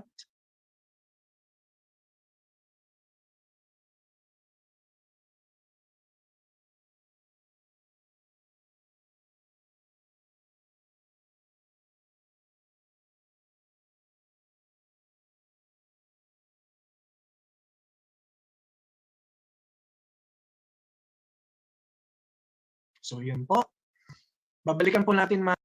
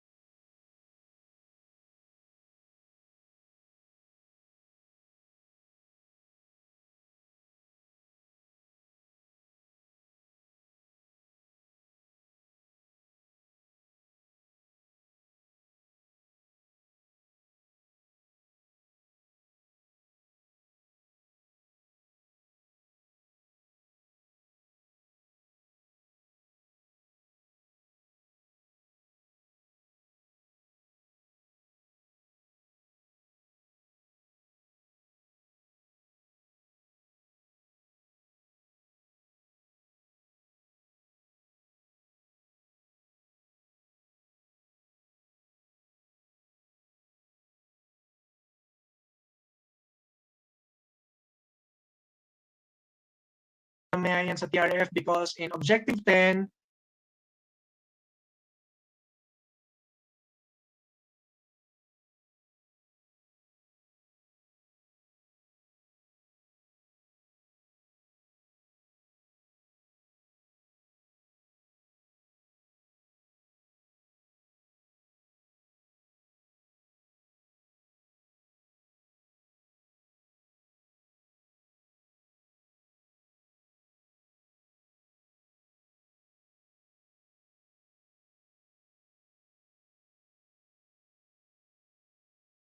we also see as people do not have that learner, no, with disabilities, giftedness, and talents, and also a learner from indigenous groups. So a space is provided, I think 2 pages. Next to that, another prompt, design a lesson plan for the gifted and talented learners based on your idea on how they may be addressed in your class. So the strategies for Objective 9 must be highlighted and annotated. Attach your lesson.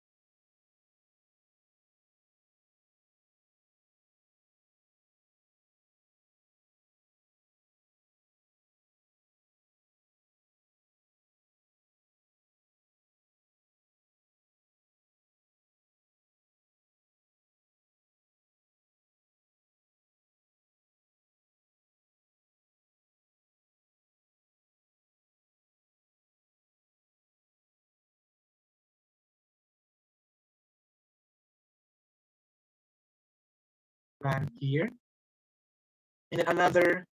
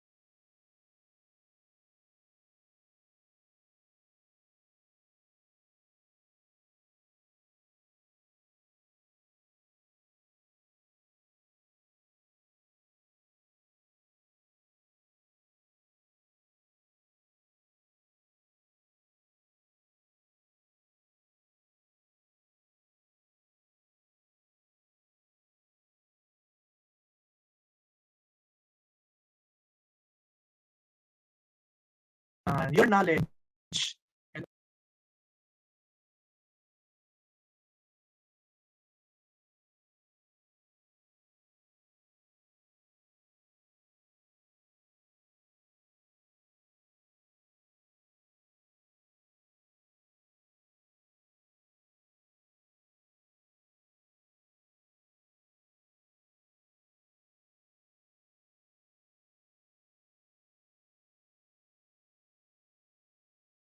my presentation po muna at the moment.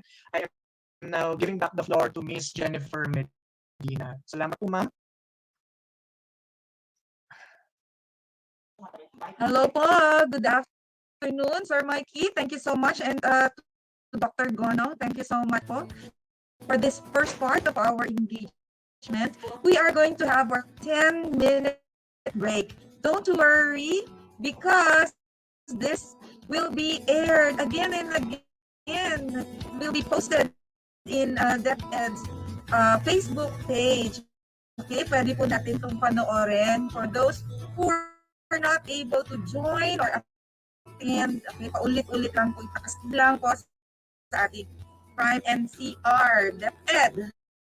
Okay, Facebook page. Okay, so take a break, take your drink, relax a bit, galaw-galaw po for a while. So, we'll be back in a short while. Thank you.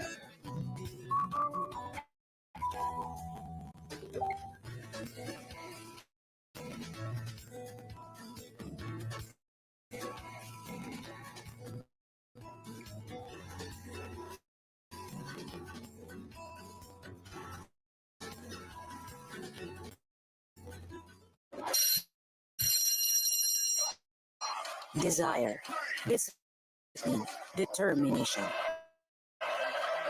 Project Kalao.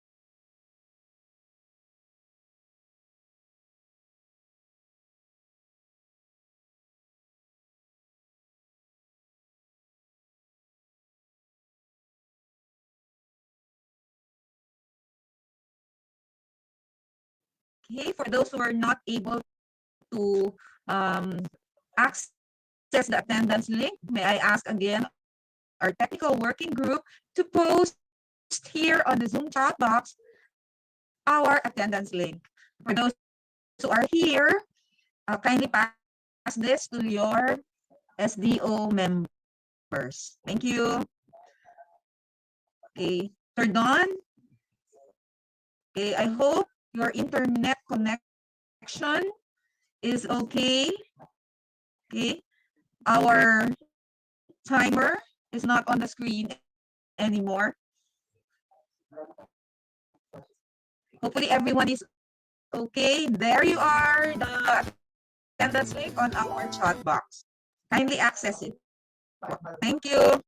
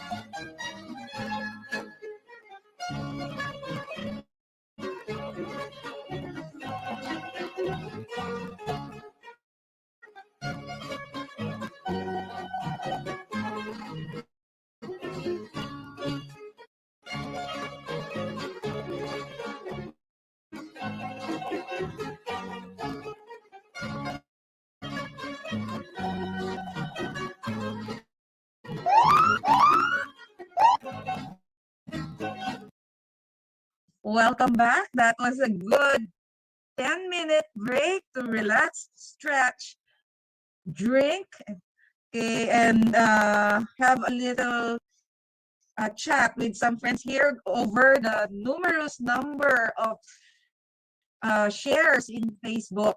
Okay, so thank you very much for connecting and joining with us in this program this afternoon. So may I turn back now the time to our speakers or Mikey Tuazon. Okay, take it away, sir. Thank you po, Ma'am Jen. Yes. Welcome back to us. It's 3:15. We will try to continue yung atin pong discussion. We have ended kanina pong 3 p.m. sa classroom observable indicators. And before we proceed to the non-classroom observable indicators, I just like to take a quick look doon po sa ating pong counterparts na tools para sa ating highly proficient teachers and yun pong sa ating teacher broadcasters. Again, hindi ko na po i-discuss very much in detail yung iba po, no, because they follow the same format and the same logic. But for now, titingnan lang po natin yung ilan pong difference. Unahin po natin sigurong tignan yung sa, I think this is it. It's the same RPMS tool for proficient teachers, but this for full-time teacher broadcasters. So, titingnan lang po natin ano yung difference nito. So we know kung ano naman po yung context nila. We get to see that the performance indicators are still much following dun yung sa ating COT rubric level 76543. But the MOV, dahil hindi naman po sila kaya ng synchronous teaching, so pwede na po itong COT rating sheet or inter-observer agreement form obtained from an observation of a video lesson or audio lesson that is SLM-based or MELC aligned. Or if ever that the teacher is not appearing in front of the camera, maaring sa production siya ng script, no? Sa animation, that the ratee can provide annotation of his or her contribution to the lesson. So yun po, no? We are really making sure na hindi po tayo nagdadagdag ng bagong trabaho either sa ating regular teachers or sa teacher broadcasters. Kung ano po ang nangyayari na sa field noon pa man at sa panahon po ngayon ng pandemya, ito po ang ating sinusundan. So wala pong bagong gawain. Sinusubukan po natin sa RPMS tools na ma-reflect ang kanila po talagang ginagawa. Tingnan natin sa iba pang classroom observable indicators. So ganun pa rin po, ano? Isa lang ang option. Obtained from an observation of a video lesson or audio lesson. Basta po SLM-based or MELC aligned, and kung hindi nag-a-appear sa harap ng camera, to provide annotation of the contribution to the lesson. So I think that is very much the same. Ganun din po sa Objective 7, meron din po silang option for set A and set B. The articulation of performance indicators are also the same. Objective 8, Objective 9. Sa Objective 9 po, no, kung makikita po natin yung difference, TRF lang po. Wala na pong certification from school head. Dahil ang ating pong teacher broadcasters ay hindi naman po naka-detail sa kanilang mga schools for them to have a school head. So sila po ay naka-detail po somewhere else. Kaya po TRF lang po ang kanila pong isasubmit. No need for certification. So it's good talaga na we get to see the differences sa mga tools na akma po sa ating mga guro. That's also the same with Objective 10. And if you get to see, wala na pong COI for the rest. So, puro NCOI na rin po uli ito. Tignan na another quick look sa atin pong highly proficient teachers. So kanina I explained in detail yung atin pong COIs for our regular teachers, proficient teachers. Ito naman po regular teachers, highly proficient teachers. So still, it's the same COT, Classroom Observation Tool Rating Sheet. So wala na pong Inter-Observer Agreement Form, but here with proof of attendance of colleagues. But here, level 87654 na po. Another quick look, ano po ang rubric na ito. Kasi kanina pong rubric na tinitignan natin ay 76543. Ito naman po ay 8. Nag-uumpisa po sa 8. So ibig sabihin, talagang dalubguro po itong mga ating highly proficient teachers. Ano po ang ibig sabihin ng outstanding practice? Kanina po sa proficient teachers, ito na po yung outstanding si 7. Accurate, in-depth, broad knowledge, conducive learning environment, in-depth and sophisticated understanding of the teaching and learning process. Ito po yung outstanding kanina sa ating proficient teachers. But of course, our master teachers, sila ay master for a reason. Kaya ang kanila pong outstanding ay the teacher applies high-level knowledge of content and pedagogy, much higher than simply being accurate, in-depth, and broad, but high-level knowledge within and across curriculum teaching areas to empower learners to acquire and apply successful learning strategies to assist in the development as independent learners. Ang sarap pong mapabilang, kung ako po estudyante, ang sarap na may ganitong mga klase ng guro. Talagang I am empowered to acquire and apply successful learning strategies and assisting me in the development of being an independent learner. So what does it look like in the classroom? The teacher applies extensive and complex content knowledge to support learners in acquiring successful learning strategies in other areas. The teacher extends knowledge beyond the curriculum requirements and stimulates learners' curiosity.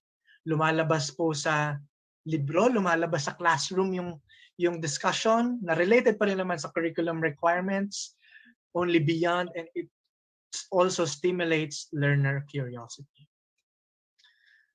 So it's the same document na meron pong clarification part sa bandang baba po. And it will help us see the difference. Ano po ang expectations sa ating master teachers.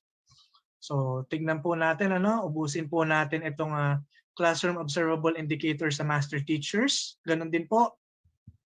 Objective 3, Objective 4, Objective 5, Objective 6. But dito po, maiiba to sa Objective 7. Kanina sa regular teachers, and teacher broadcasters na proficient. May set A, set B dito no? Pero sa Objective 7, hindi po siya kasamang, wala po siya kasamang classroom observation. And then Objective 9 and 10. So binabalikan lang po natin. So we take a look naman at highly proficient teacher broadcasters. So still the same. COT rating sheet, wala ng inter-observer agreement form, and only obtained from an observation of video lesson or audio lesson. May annotation pa rin ng contribution, but with proof of attendance of colleagues, just like the regular highly proficient teachers. So Objective 1, 2, 3, 4, 5, 6, 9, and 10. So that is the difference of our classroom observable indicators sa 4 different tools na meron po tayo. So I think we are now ready to go to non-classroom observable indicators. Balik po tayo sa atin pong proficient tool, proficient teachers. So scroll down ko po ulit. Okay, unahin po natin itong objective number 2. Use research-based knowledge and principles of teaching and learning to enhance professional practice. Naku po, ibig sabihin po ba nito, kailangan namin mag-produce ng action research? Kasi nabanggit yung salitang research. Unti-untiin po muna natin, ano po ba ang MOV na hinihingi rito? Just one lesson plan. Just one lesson plan. Could also be the lesson plan that you have already submitted kanina, but with just different annotation, identifying the research-based knowledge and or principles of teaching and learning used as basis for planning or designing the lesson. Again, as I have mentioned, pwede naman po itong hindi bagong lesson plan, but kung bagong lesson plan, okay lang din naman. Pero kung gusto niyo po na one lesson plan, just itong lesson plan na to, annotated for this objective, and you will use again that lesson plan, same lesson plan, but ibang objective naman ang ina-address, okay lang po yon. So hindi po ito dagdag trabaho, hindi po ito pakapalan ng RPMS na document. Ito po ay just to highlight yung ginagawa na po talaga natin sa loob ng classroom. So tingnan po natin yung articulation po ng performance indicators. Pwede po natin sabay-sabayin ng basa, no, itong outstanding, very satisfactory, satisfactory, at unsatisfactory. Kasi makikita po natin na sa yung unang mga bahagi, pare-pareho lang eh. Used research-based knowledge and or principles of teaching and learning. Pero dito na po magkakaiba-iba sa outstanding in all the components of instruction in the lesson plan. Sa very satisfactory, in 2 components of instruction in the lesson plan. Sa unsatisfactory, in 1 component of instruction in the lesson plan. Sa unsatisfactory, the use of research-based knowledge and or principle of teaching and learning is identified, na-annotate naman po, na-identified, but was poorly used as basis for planning or designing the lesson. Ano po itong components of instruction in the lesson plan? Napakarami po ba nito? 3 lang po siya. Makikita po natin dyan siya sa baba. Yun po bang inyong component of instruction? Ay nakikita po ba yung paggamit ninyo ng research-based knowledge and or principles of teaching and learning sa inyong learning objective? Sa inyo pong instructional activities at sa inyo pong assessment? Kung lumabas po na gumamit po kayo ng research-based knowledge and or principles of teaching sa 3 yan, outstanding na po kayo. So parang usually po no sa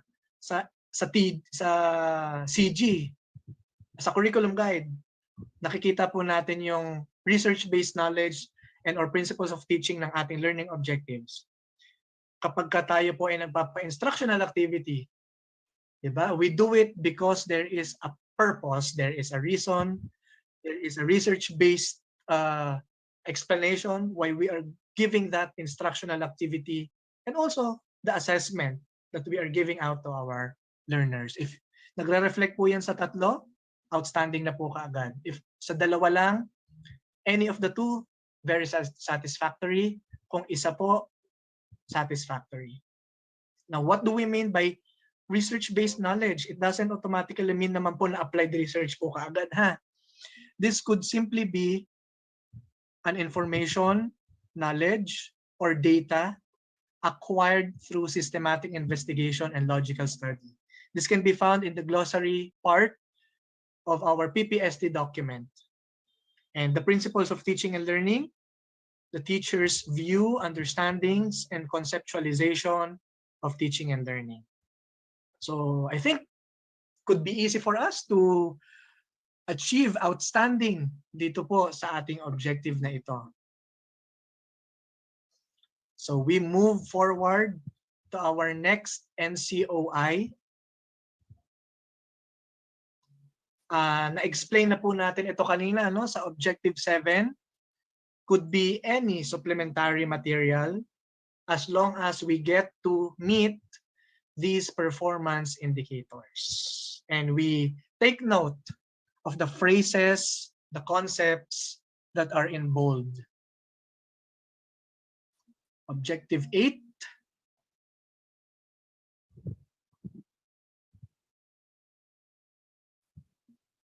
And we're here to Objective 11. Medyo mabilis lang po, no? Nasa Objective 11, maya-maya lang po, patapos na po tayo ng ating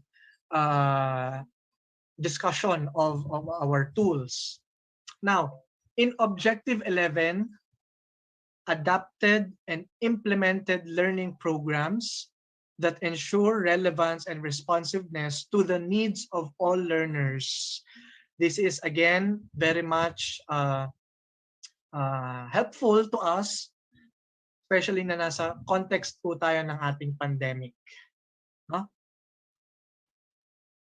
There are 4 MOVs, but if we get to read our performance indicators, it's not imperative to submit all 4. So we will take a look later at that sa performance indicator, no? Ang ating pong unang MOV, a proof of evaluation on the implementation of the adapted or contextualized learning program. Number 2, progress report on the implementation of the adapted or contextualized learning program. Number 3, accomplishment or completion or technical report on the implementation of an adapted contextualized learning program. Number 4, action plan or activity proposal or activity matrix that shows an adapted contextualized learning program. Now, some of you may be asking, if I will be submitting MOV1, proof of evaluation, hindi po ba dapat it is a prerequisite to also submit progress reports, accomplishment reports, even action plans? So dapat sama-sama po yan.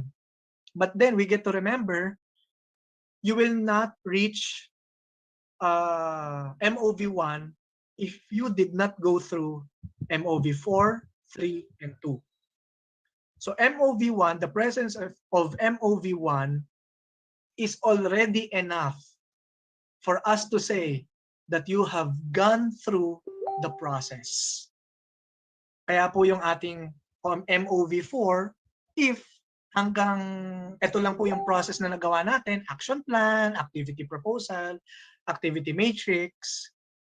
So we get an unsatisfactory point. We were able to plan for the implementation of the adapted, contextualized existing learning program as evidenced by MOV number 4. But if you were able to move past that and you get to implement that, then you are satisfactory, completed the implementation of the adapted/contextualized learning programs as evidenced by your MOV number 3 or your accomplishment report, completion report, technical report. But if you get to move forward pa and you are able to monitor the progress of that adapted contextualized learning program while being implemented. So while it is being implemented, there is a progress monitoring as evidenced by your MOV number 2, your progress report, you get very satisfactory. And number 5, you get to evaluate your adapted/contextualized learning program as evidenced by MOV number 1. Now, we may ask, evaluate. I cannot evaluate my own program kasi it's only my superior who can evaluate that. So let's see the clarifications po dito po sa baba ng table na ito. So una, just an overall reminder to what learning programs mean.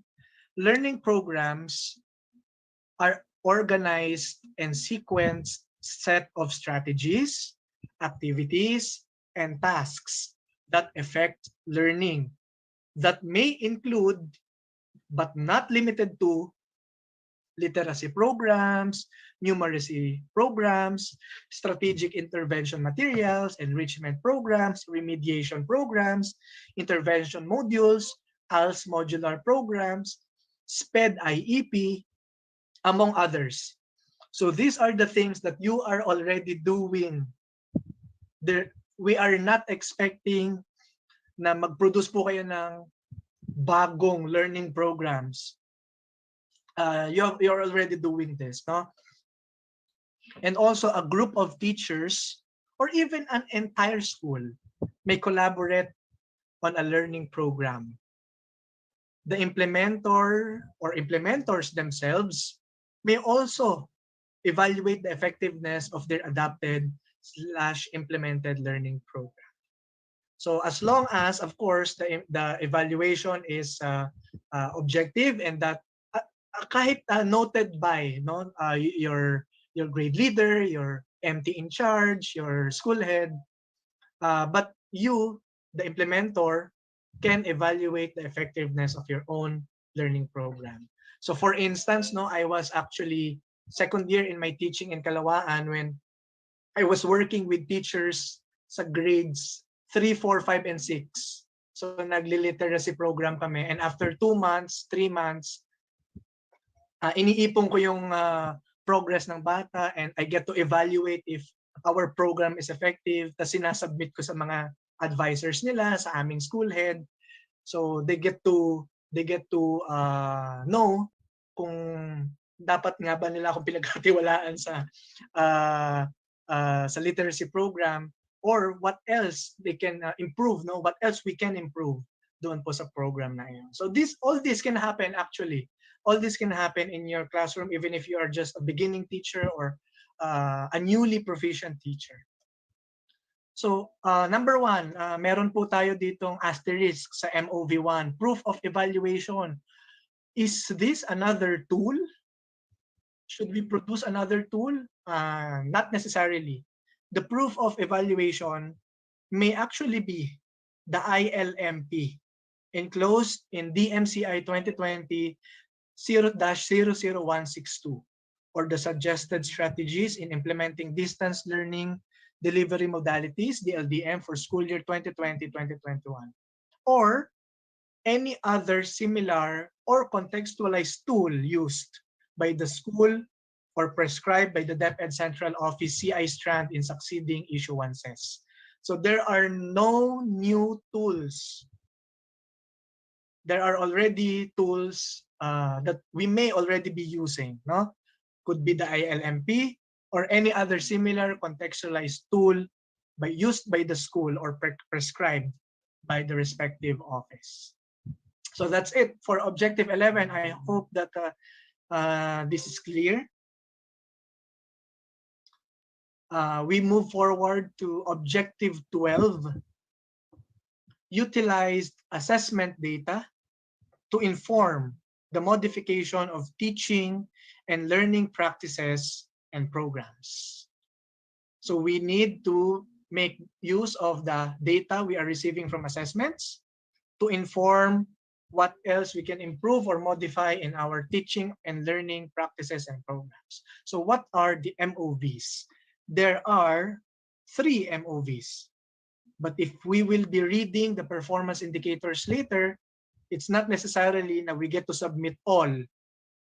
Because sa outstanding po, ganun pa rin po, MOV1, outstanding, MOV2, very satisfactory, MOV3, satisfactory. So let's try to read again the MOV. A list of identified least or most mastered skills based on the frequency of errors or correct responses. So this is the base MOV. This should be present across all na sinasubmit po natin. But with any of the following supporting MOV, if your list of identified least or most mastered skills is supplemented by number 1, accomplishment report for remedial or enhancement activities, could be from remedial session, summer reading camp, Phil-IRE-based reading program, then you get an outstanding score because you were able to implement a teaching and learning strategy or program using materials based on learners' assessment data as evidenced by your main MOV and the supporting MOV1. So we go back to MOV, yung ating main, ito pong list of mastered skills, supplemented by number 2, intervention material used for remediation, reinforcement, or enhancement. You get VS, very satisfactory, because you were able to develop materials based on learners' assessment data, as evidenced by your main MOV and the supporting MOV number 2. And lastly, MOV, your main MOV, supplemented by this MOV3, lesson plan or activity log for remediation/enhancement, utilizing of assessment data to modify teaching and learning programs, practices or programs. You get satisfactory because you were able to reflect that you planned for a teaching and learning strategy and or program based on learners' assessment data. But if ang atin pong ginawa ay we get to submit the main MOV but without possibly without any supporting documents as listed here, we may have been able to analyze learners' mastered skills based on the frequency of errors and correct responses, as evidenced by that main MOV. Pero since without any more supporting MOVs, unsatisfactory po tayo. So I think that's pretty straightforward for Objective 12 because we get to follow the same logic doon po sa Objective 11. So we move to Objective 13, also much following yung atin pong 11 and 12. We have 4 MOVs, but it's not necessarily na we will be submitting all. Because MOV1 is directly related to outstanding, MOV2 to VS, and so on.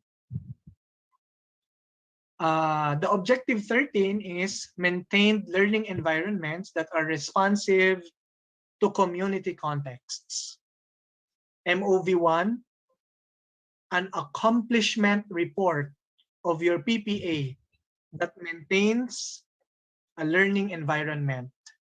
If you have this MOV, you get an outstanding rating because you were able to collaborate with the community stakeholder in the implementation/completion of a program, project, or activity that maintains a learning environment responsive to community contexts as evidenced by your submitted MOV.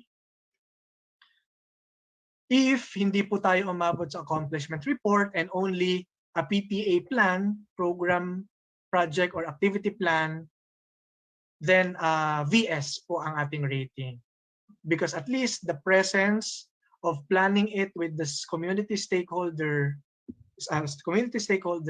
is present. MOV3, minutes of consultative meeting or community stakeholders meeting about a program, project, or activity.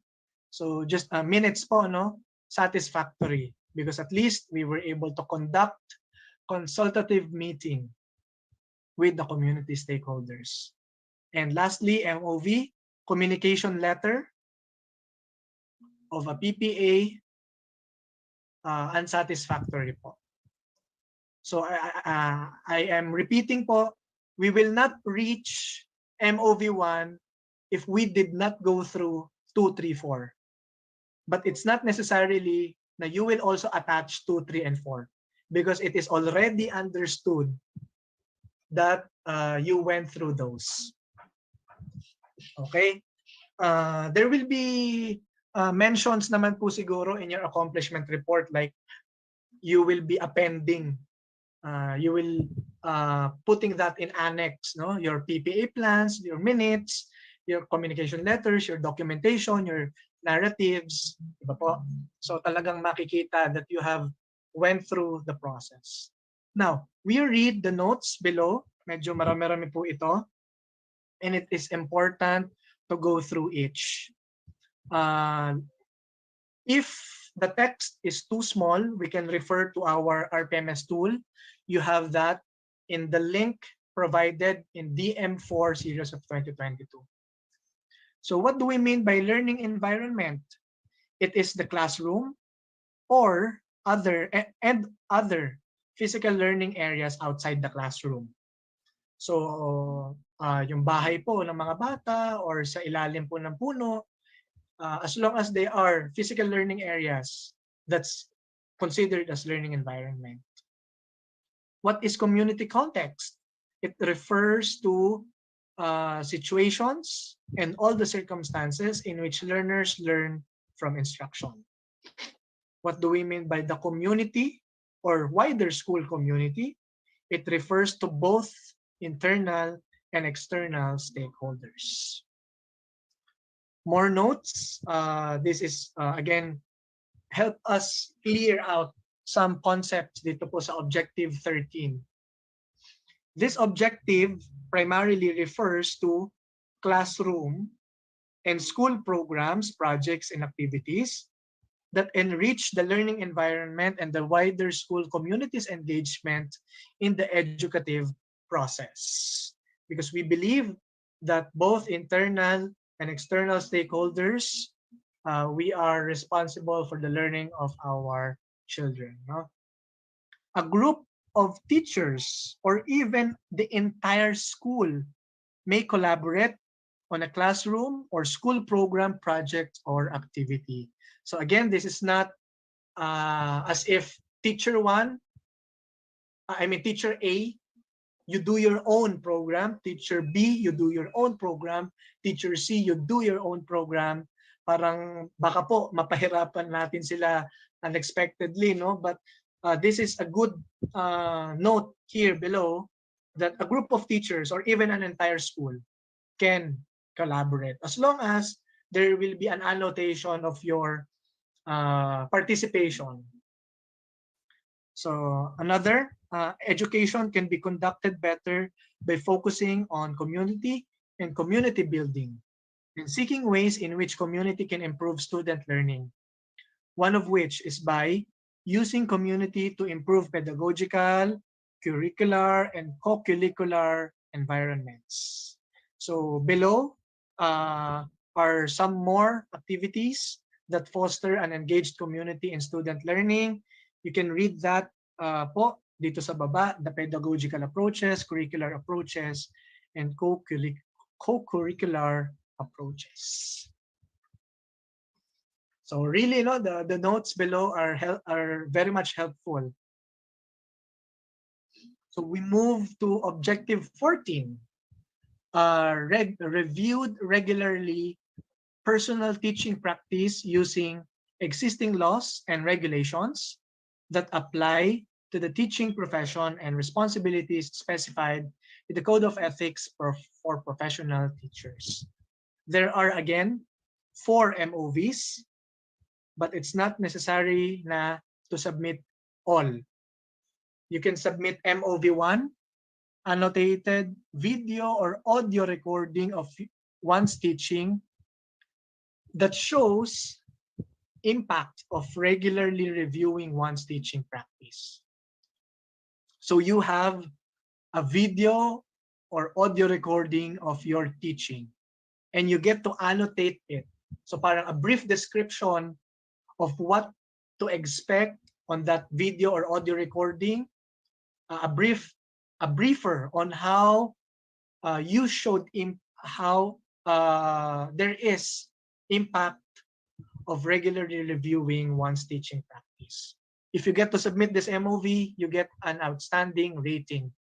Exhibited an improved practice through one's teaching as impact of regularly reviewing one's teaching practice or practices using laws and regulations that apply to the profession and the responsibilities in the Code of Ethics for professional teachers are as evidenced by MOV1. In number 2, still annotated, but at this point, teaching material could be a lesson plan, activity sheet, assessment materials, or others. So you can also submit lesson plan, activity sheet, assessment materials, and annotate them. You will be receiving a VS rating, exhibited an improved practice through a teaching material. So it's through a teaching material. Pero yung kanina po sa outstanding, it's really an evidence of you teaching, no? Kaya video or audio recording. So that's the difference between outstanding and VS. In the satisfactory, you may also opt to submit personal reflection notes as outputs from participation in reviewing of personal teaching practices in 4 quarters. But if you opt for this MOV3, you get a satisfactory rating because you were able to provide or to reflect that you were able to review personal teaching practices using laws and regulations that apply to the profession and the responsibilities in the Code of Ethics for professional teachers in 4 quarters with reflection outputs. So we are being given clues on how many reflection outputs that we should be submitting. Lastly, number 4, proof of attendance with date in LAC or coaching and mentoring sessions for review of personal teaching practices.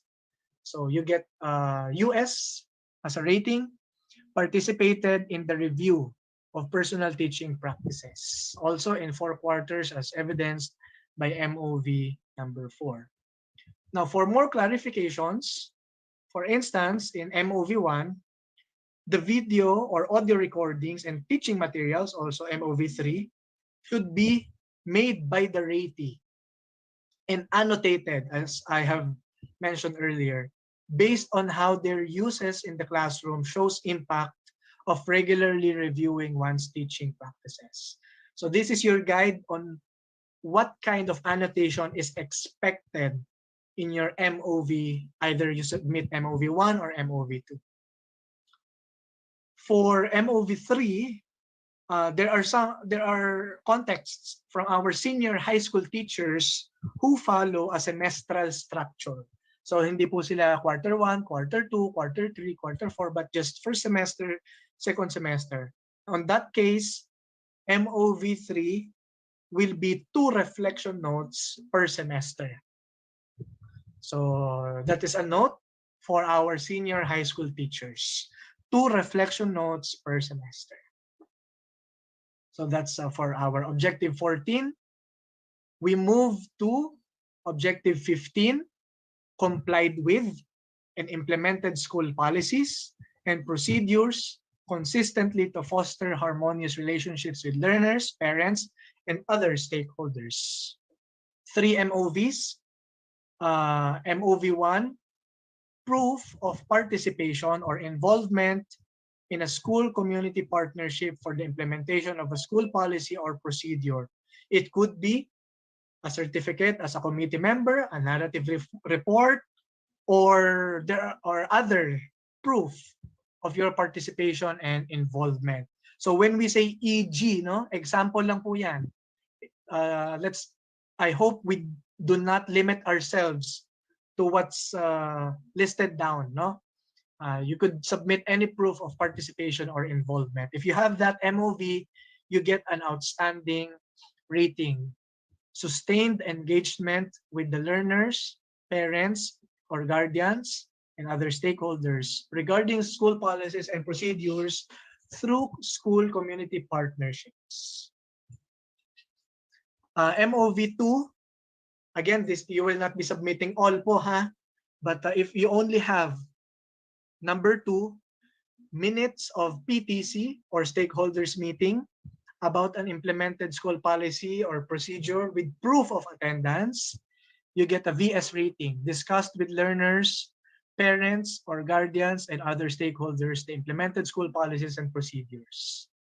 Number 3, simply a communication letter about an implemented school policy procedure sent to parent or guardian. Usually this is parang a memo, no, na idinidikit sa notebook ng mga bata or pinapasulat sa notebook ng mga bata. Satisfactory. Communicated with learners, parents, or guardians, and other stakeholders the implemented school policies and procedures as evidenced by MOV number 3. But in unsatisfactory, you could have implemented school policies and procedures without communicating or consulting the learners, parents, guardians, and other stakeholders. You get unsatisfactory.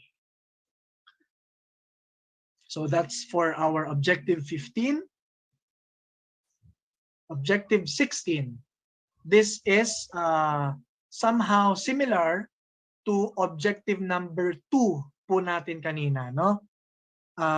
The objective is applied a personal philosophy of teaching that is learner-centered. And the MOV, again, is just one lesson plan with annotations explaining the fulfillment nito pong ating objective. Application of a learner-centered teaching philosophy used as basis for planning or designing the lesson. So if in all the components you're able to apply learner-centered teaching philosophy in your learning objective, instructional activities, in your assessment, you get an outstanding rating. If in any of the two, VS. If only in one component, satisfactory. But if the application of the learner-centered teaching philosophy is reflected, but unfortunately was poorly used as basis for planning or designing the lesson, then the rating would be unsatisfactory. Moving forward to objective 17, adopted practices that uphold the dignity of teaching as a profession by exhibiting qualities such as a caring attitude, respect, and integrity. We have two MOVs to choose from. So what could spell the difference? Let's read first the MOV. Number 1, documented feedback from superiors, colleagues, learners, parents or guardians, or other stakeholders, directly reflecting the RATIS good practices that uphold the dignity of teaching as a profession. MOV2, annotated evidence of practice indirectly linking to the upholding of the dignity of teaching as a profession by exhibiting qualities such as caring attitude, respect, and integrity. Now, what is the difference of MOV1 and MOV2? Because ano po ito, no, parang still you have a document and there could be an annotation, but what is the difference? Una, sa MOV1 po kasi it is a documented feedback. So this could be an official document, no?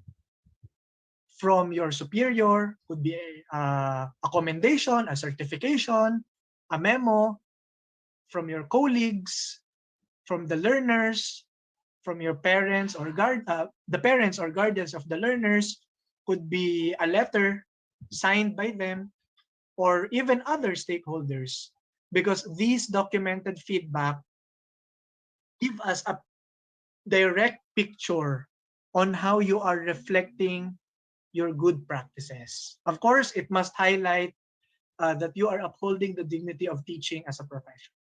But in number 2, the documents might be somehow unofficial, like a screenshot of a text message, or a chat, or an email, or any form of communication with parents, guardians, or learners.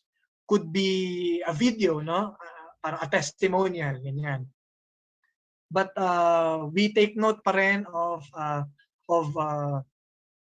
this disclosure of the name, or any chance that the person will be identified, it should be removed. No? Could also be simply a remark from mentor or master teacher, school head about your quality. Could be an entry in your PF or mid-year review form. Also, could be a recognition from the school or school community about one's qualities or others. But you need, again, to annotate this evidence of practice. So what's now the difference, no, in the articulation of the performance indicators?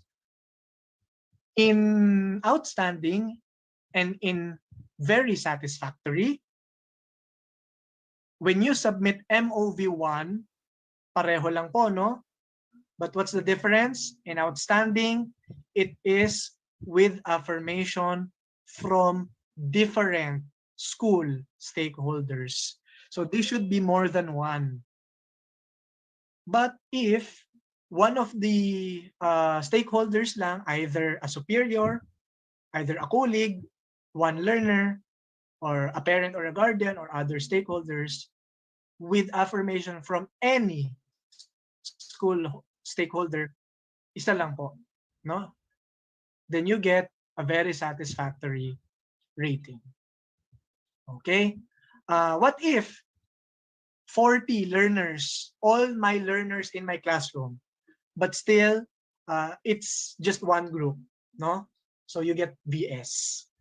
Pero kung you have 40 students and at least one co-teacher, then it's already from different school stakeholders, you get outstanding. So that could also spell the difference for satisfactory and unsatisfactory. In 3, adapted practices. So it is in plural form, and unsatisfactory, adopted a practice. You were only able to submit 1. So yun po, that's the difference of our objective 17. We are almost done. Here in objective 18, set professional development goals based on the PPST. We again have 4 MOVs to choose from. Updated IPCR development plan from phase 2, your mid-year review form, your IPCRF development plan, or your certification from the ICT coordinator or school head or focal person in charge of ESAT. If you are able to only submit yung ating pong certification na ito of anyone who might be in charge of your ESAT, then you get unsatisfactory rating because at least you were able to accomplish your ESAT. But if you've reached this point where you get to develop your IPCR-DP, you were able to set professional development goals based on ESAT results, then you get satisfactory.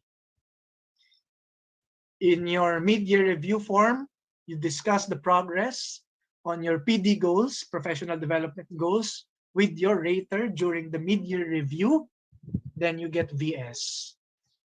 But if you've reached ito pong MOV1, you were able to update your professional development goals during phase 2 of the RPMS cycle, then you get an outstanding rating.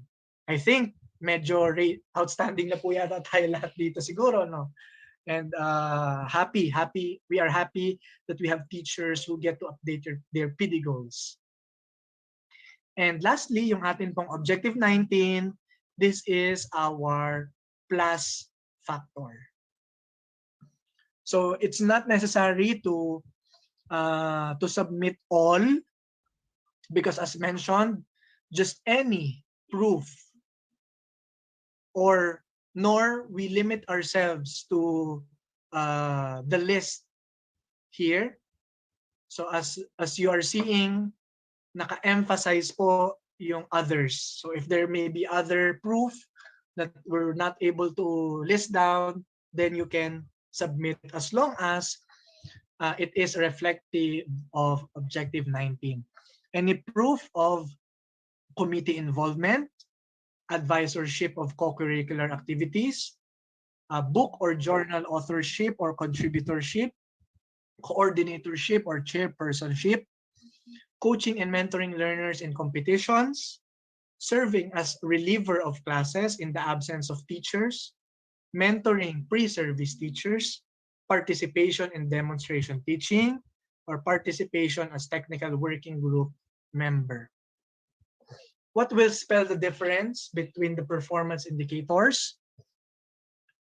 It's possible that you get to perform at least one related work or activity that contributed to the teaching learning process. But what's the difference? If you did this beyond the school or your community learning center, you get an outstanding rating. If within the school or your community learning center, very satisfactory. If only within the learning area or your department, satisfactory. But if only within the class, then it is unsatisfactory. For instance, in your class, may na-assign po sa inyo na pre-service teacher. So that's it. You get to perform one work or activity, but within the class, as evidenced by your submitted MOV. So it's not, hindi po ito paramihan, hindi po ito paramihan ng isasubmit na MOV, but where you did this MOV, where you obtained this MOV. So yun po yung ating pinagkaiba ng MOVs and performance indicators. So we are actually done with the RPMS tool for proficient teachers. There is a glossary at the end of the document for more clarification. For instance, a definition on the online synchronous teaching, the two-way radio instruction, the video lessons, and also your references. So now we will be, again, we are nearing the end of our presentation. We will just take a look at the differentiation in the other tools. So we check first another proficient document, proficient teacher document, but for full-time teacher broadcasters. Again, these are teachers who have no direct contact with their learners. So we get to see their NCOIs, or non-classroom observable indicators. In the use of research-based knowledge and principles of teaching, sa regular teachers po, regular classroom teachers, it's just one lesson plan. But for teacher broadcasters, could be one lesson plan or a lesson script for TV or radio-based instruction, as long as there is an annotation of how the research-based knowledge and or principles of teachings and learning was identified. But again, provide annotation of contribution to the lesson. So the performance indicators are pretty much the same. Ang kinaibahan lang po nito, it's either lesson plan or a script, the lesson script. So I am scrolling down to another COI. We were already able to cover this objective 7 and objective 8. So we move ahead to 11. So I think this is somehow the same.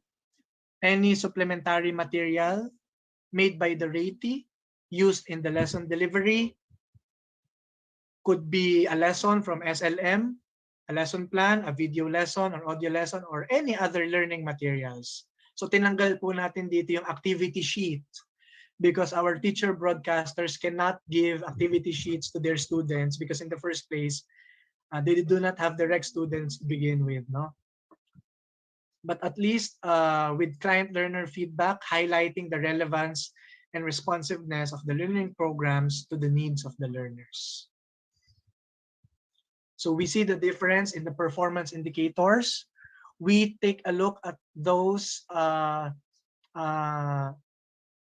phrases or words that are in bold. Outstanding and very satisfactory are almost the same, but in outstanding, it is the implemented learning programs must both be relevant and appropriate. If it's either relevant or appropriate, so just one of the two, then it's VS. In unsatisfactory, utilize a learning program. So this is simply a singular form only, just one learning program, and either relevant or appropriate. In unsatisfactory, could be one or more learning programs, but partially aligned with learning goals and only somehow respond to learning need. So more notes below that could help us. If the supplementary material is a product of group work or collaborative effort, what ratees should do is to specify and provide annotations of their contribution. So that's for objective 11 of our teacher broadcasters. Objective 12, this might pose some questions po, no? How can teacher broadcasters get assessment results because they are in teacher broadcasting? There are publicly available assessment data, the PISA results, Teams, and other open access data. So they can submit a lesson plan or a lesson script with annotations highlighting these, whatever available assessment data, and in modifying their teaching and learning practices or programs. So in the performance indicators, if the utilization of assessment data to inform the modification of teaching and learning practices is present in all of the components of instructions, there are just 3: learning objectives, instructional activities, and assessment, then the rating would be outstanding. If just any of the two, VS, just in one, satisfactory.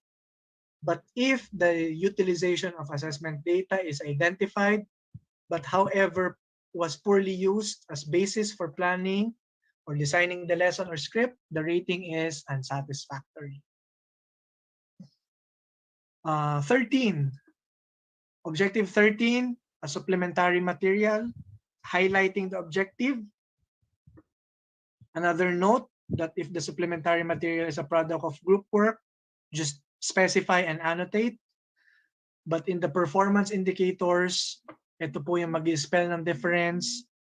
If the provided effective learning opportunities are well aligned with the learning goals and appropriate in responding beyond community context, as shown in the annotation, in the highlighting that you made, then the rating would be outstanding. But if only appropriate to that particular context, then VS. Unsatisfactory, just one learning opportunity, but still appropriate in responding. Unsatisfactory could either be learning opportunity or opportunities, but partially aligned only and only somehow appropriate in responding to community contexts.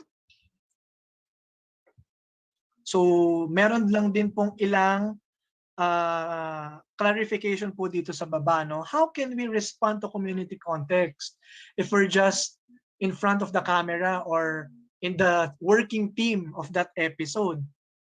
So we have, you will see the difference, no, of the notes in the regular RPMS tool and the teacher broadcaster tool. So community context refer to general situation and circumstances in which learners learn from instruction. Dito po nagtapos yung note doon sa regular na tool. But here in teacher broadcaster, this is contextualized sa atin pong teacher broadcasters. For instance, the MELC already serves actually as compendium of the target competencies in the context of pandemic. Away, if your lesson is MELC aligned, you are automatically responding to the context of the community of learners, and the context being the pandemic.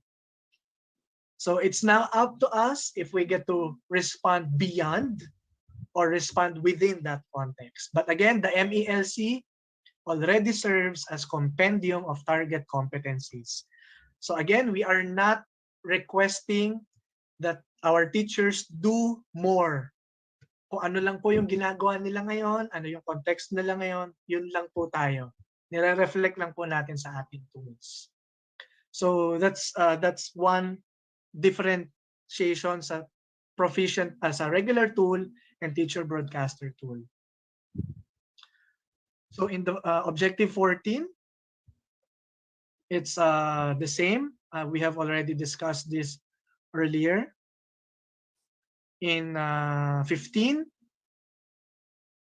we have discussed this earlier, but with contextualized sa atin pong teacher broadcaster, because in their MOV1, proof of participation or involvement in a community partnership at the national, regional, division, or school level for the implementation of DepEd or school policy procedures. So there is nothing new because the BELCP itself is already a policy and procedure. Could be your reassignment order, the certificate as a committee member, or a narrative report. No, you were able to engage with stakeholders regarding DepEd or school policies and procedures through school community partnerships. So ito po, no, yung specific note for our teacher broadcasters. In these objectives, stakeholders may include DepEd offices. So this is not necessarily learners, parents, or guardians, because again, as teacher broadcasters, we do not have direct contact with them. So DepEd offices are included in that term, stakeholders. May include DepEd offices involved in teacher broadcaster program, such as the ICTS, the PAS, no? So could be there could be more offices involved. Further, the MOVs may also refer to the policies and procedures implemented at the national, regional, division, or school level. As mentioned earlier, example of such DepEd/school policies and procedures is the BELCP that we already have. For instance, the TV and radio-based instructions. So there's nothing new po. 16, objective 16, almost the same. Meron lang pong lesson script na option. 17, also the same. Sa 18, the same. And 19. So that's it for our proficient teachers. Just a quick look, no? I think my time is until 4:30, so I only have 12 minutes to go. Just a quick look at for our master teachers, highly proficient tool. Let me just look at the tool for our master teacher. Just my excuse po, hindi ko lang po makita. Ayan, this one. Yan. So the NCOI, we will see that there is actually difference. There is difference in objective number 2. And Dr. Gina Gono was able to show it kanina in one slide that there is actually a difference in one indicator for our proficient teachers and highly proficient teachers. In our proficient teachers, it's the research-based knowledge, or of teaching and learning principles of teaching and learning. But here, in objective 2, it's a different in PPST indicator. I think this is 1.2.3, if I am not mistaken, or 1.4.3, evaluated with colleagues the effectiveness of teaching strategies that promote learner achievement in literacy and numeracy. We are closing the gap noong year 1. Noong year 1, baliktad naman. Itong objective na ito ang nasa proficient, and it's the research indicator that's for the highly proficient. Ngayon, nagbaliktad po sila. Evaluated with colleagues the effectiveness of teaching strategies that promote learner achievement in literacy and numeracy.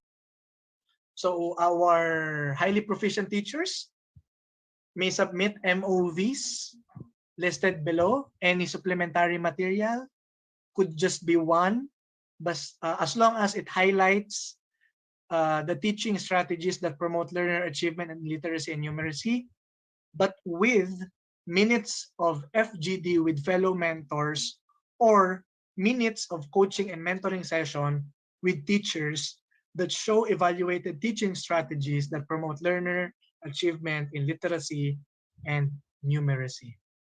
Now, what could be the difference in the performance indicators? If we will be using that trick again in reading the first few lines, they are almost the same sa umpisa. And then nagbabago lang po dito sa mga naka-bold na phrases, If the modeled, our highly proficient teachers modeled and evaluated with colleagues effective strategies that reflect there is a presence of adjustments or modifications in teaching process, then the rating will be outstanding. But if what's only present is the integration of well-connected teaching practices, then the rating is VS. Consistent application of relevant teaching practices in all aspects of the lesson, satisfactory. Now, sa unsatisfactory, hindi na masyadong consistent, but merely application of relevant teaching practices in some aspects of the lesson, then it's unsatisfactory.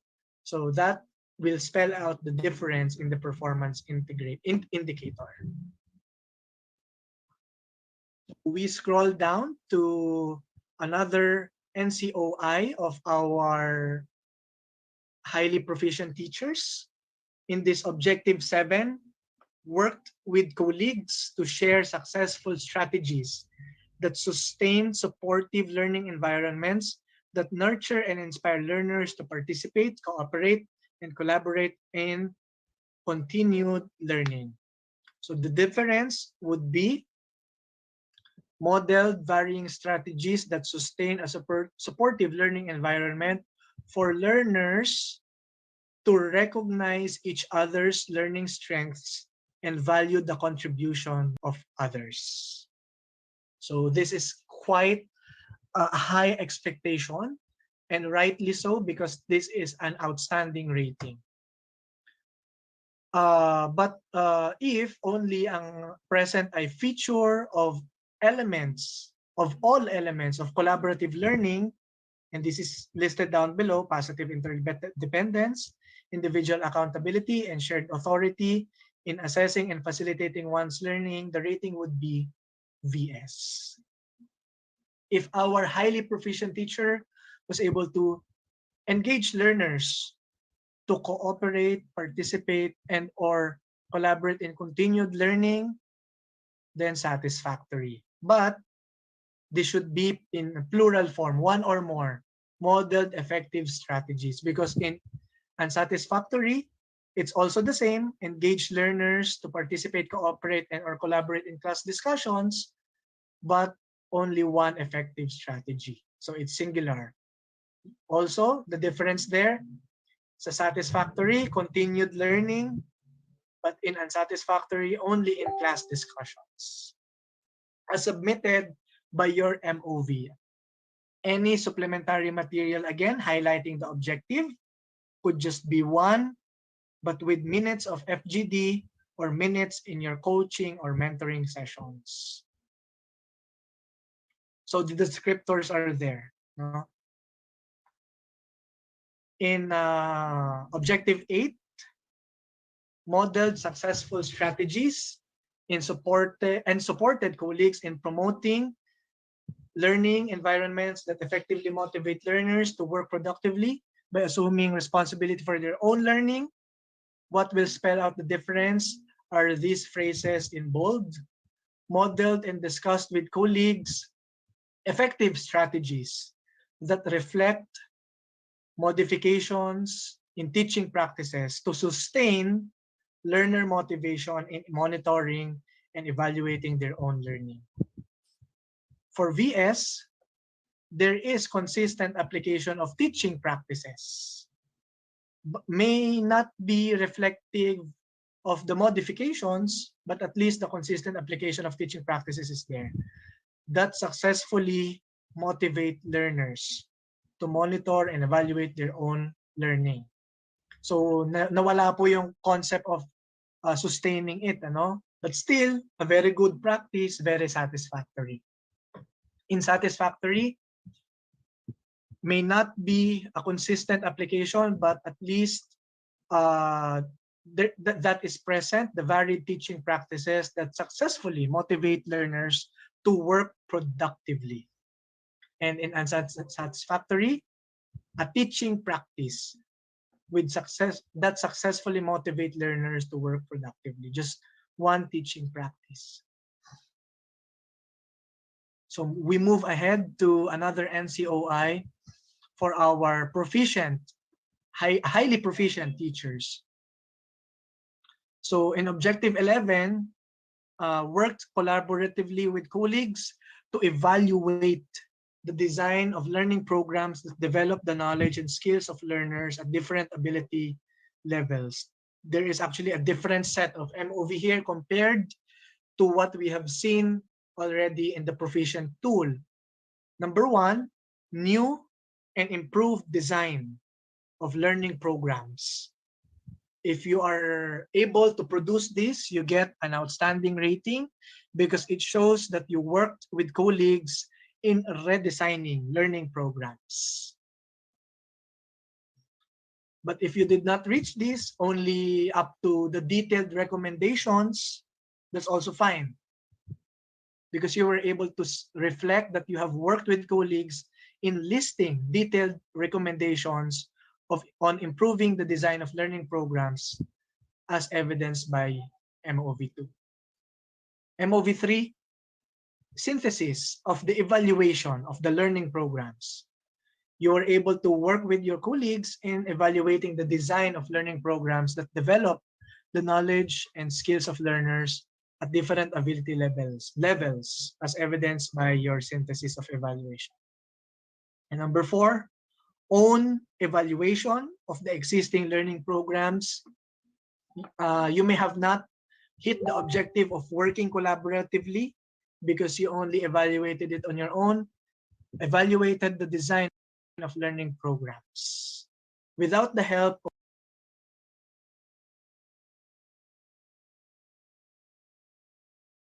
of colleagues as evidenced by MO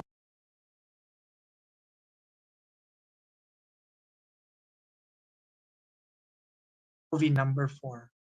So it could be just one MOV. It depends on what level ang naabot po natin.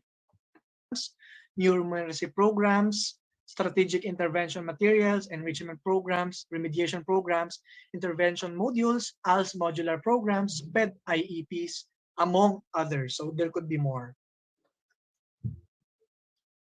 Objective 12, worked collaboratively with colleagues to analyze and utilize assessment data to modify practices and programs to further support learner progress and achievement. So could only be this one MOV, accomplished LAC plan, but anchored with the school LAC plan to analyze and utilize assessment data to modify practice and or program to further support learning process and achievement. And ito po ha, with any one used in the implementation of LAC plan. The minutes, any proof of collaborative review, lesson plan with accomplished part 6, yung reflection and index of mastery, any proof of collaborative review of intervention materials developed, accomplishment report of intervention, remediation, enhancement or enrichment activities, or others. So what would be the difference?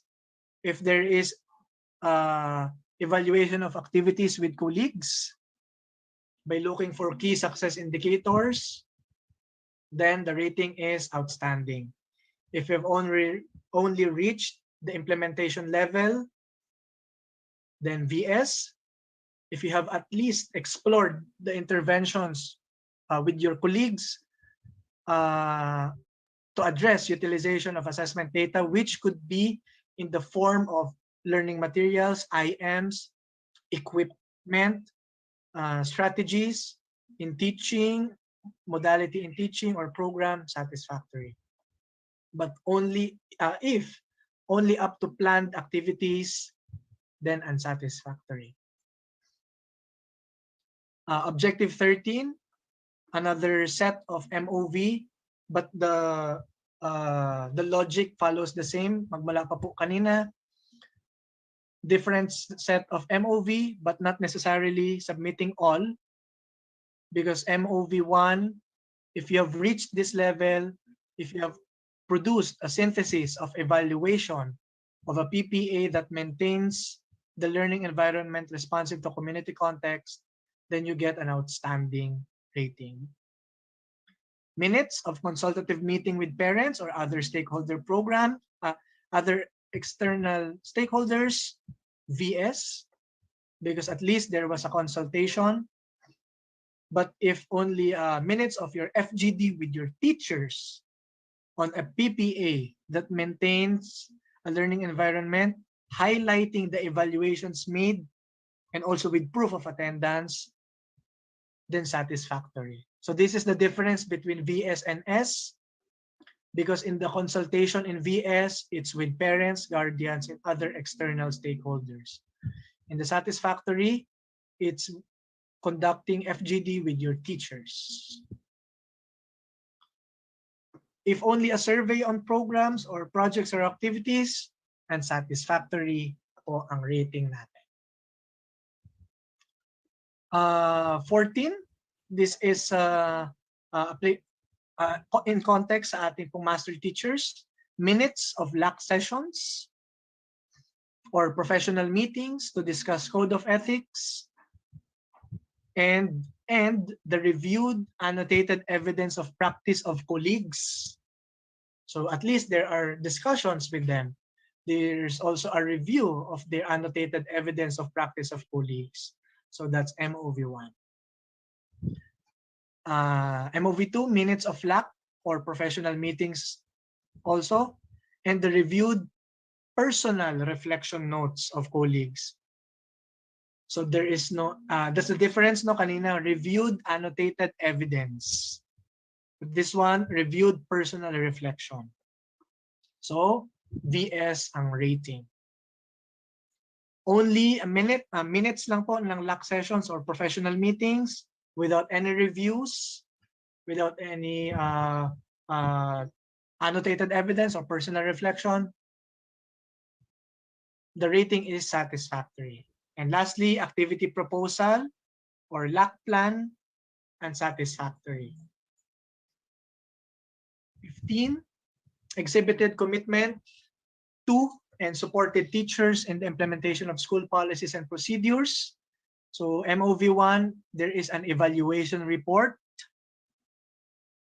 MOV2, minutes of subject area or grade level meetings or professional meetings on the implementation progress of school policies. And you have to provide at least 2 to show discussions held. So that's directly related to our VS po. 3 minutes, but within the subject area or grade level meeting, satisfactory. 4, proof of implementation of school policies and procedures, unsatisfactory. Objective 16, manifested a learner-centered teaching philosophy in various aspects of practice and support colleagues, enhancing their own learner-centered teaching philosophy. Sample lesson plans of colleagues actually, but with annotations about enhancing their learner-centered teaching philosophy. So this is your annotation as highly proficient teacher, because you get to evaluate the lesson plans of your colleagues. So MOV1. If only minutes of LAC sessions about enhancing their learner-centered teaching philosophy, VS rating. LAC plan only that details supporting teachers in enhancing their learner-centered teaching policy, philosophy, VS. And then number 4, lesson plan exemplar. So could be your own lesson plan where you show your learner-centered teaching philosophy and you presented it during a LAC session, you demonstrated it, then your rating is unsatisfactory. 17, almost the same kanina po, no? But we have here an additional MOV, performance coaching and mentoring form, PMCF, showing guidance given to teachers and also remarks in terms of upholding the dignity of teaching. If you have this MOV, then you get outstanding rating. For documented feedback, as already explained earlier, VS. Annotated evidence of practice indirectly linking to the upholding of the dignity of teaching, satisfactory. And another here, additional, personal notes on one's personal professional strengths. So this is your personal note. This is also on your own personal professional strengths.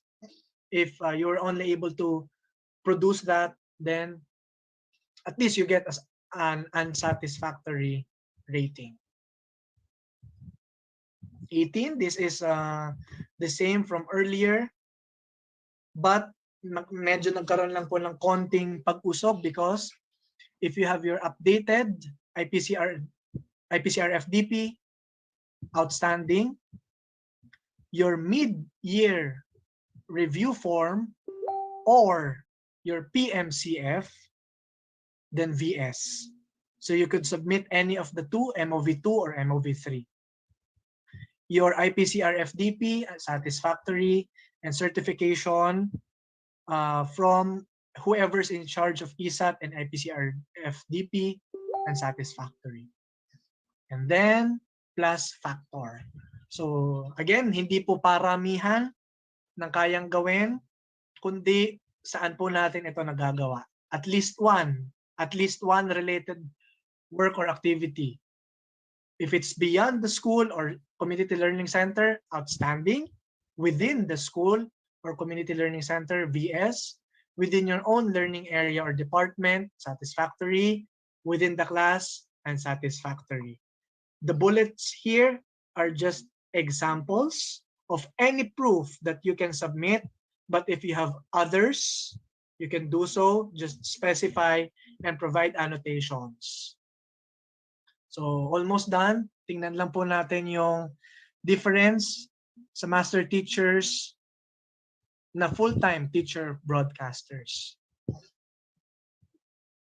So tinanggal lang po natin dito yung activity sheet. But the articulation of PIs are the same. We scroll down to other NCOIs of our teacher broadcasters. We have explained already earlier objective 7 and 8.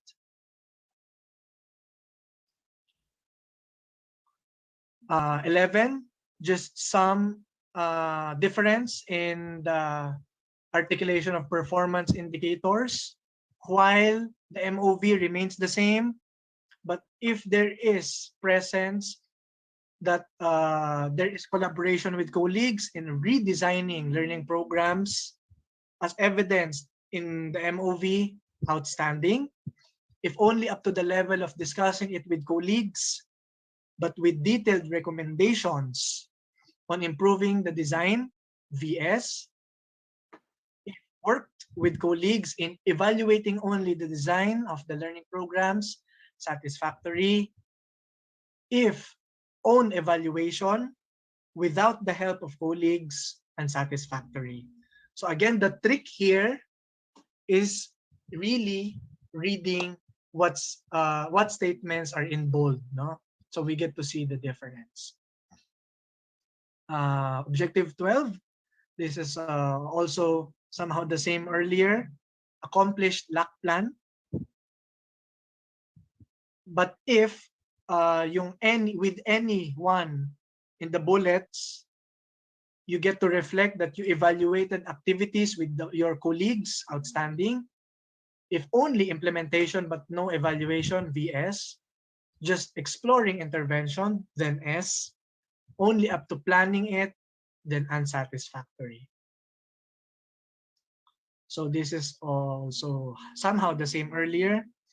Any supplementary material, but if there is adapted modified programs on the discussed reflection and evaluation with colleagues to respond beyond community contexts, then outstanding. If only discussion with colleagues, BS, you only reflected and evaluated the program, satisfactory, and up to implementation only, unsatisfactory. 14, this is actually the same na po kanina, so we'll skip that. 15, almost the same then.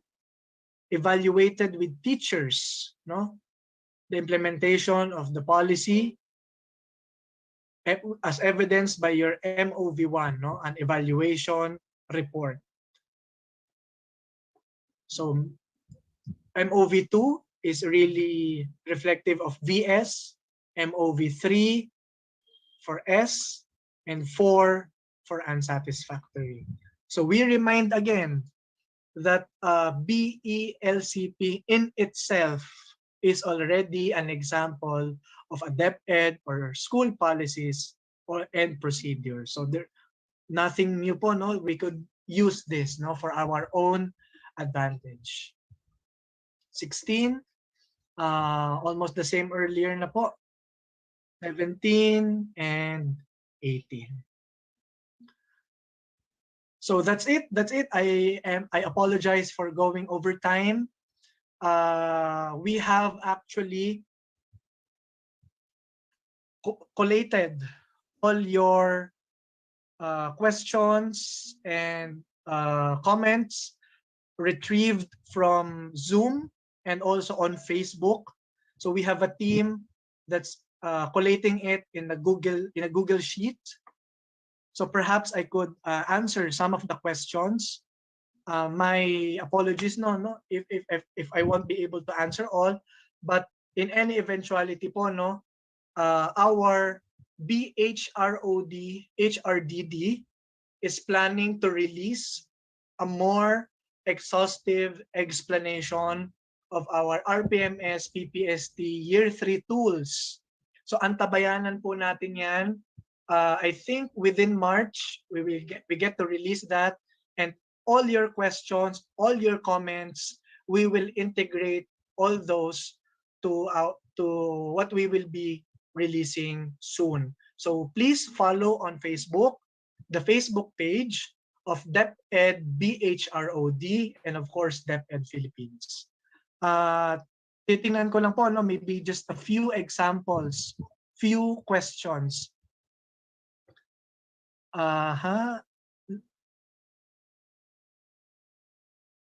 So let's, at least I will be transparent with you. I will be showing that there is actually,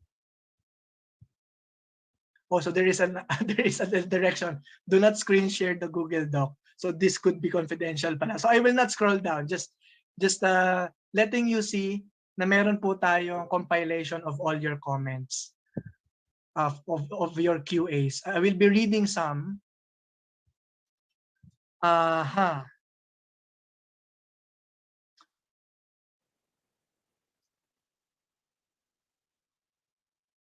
Let us see.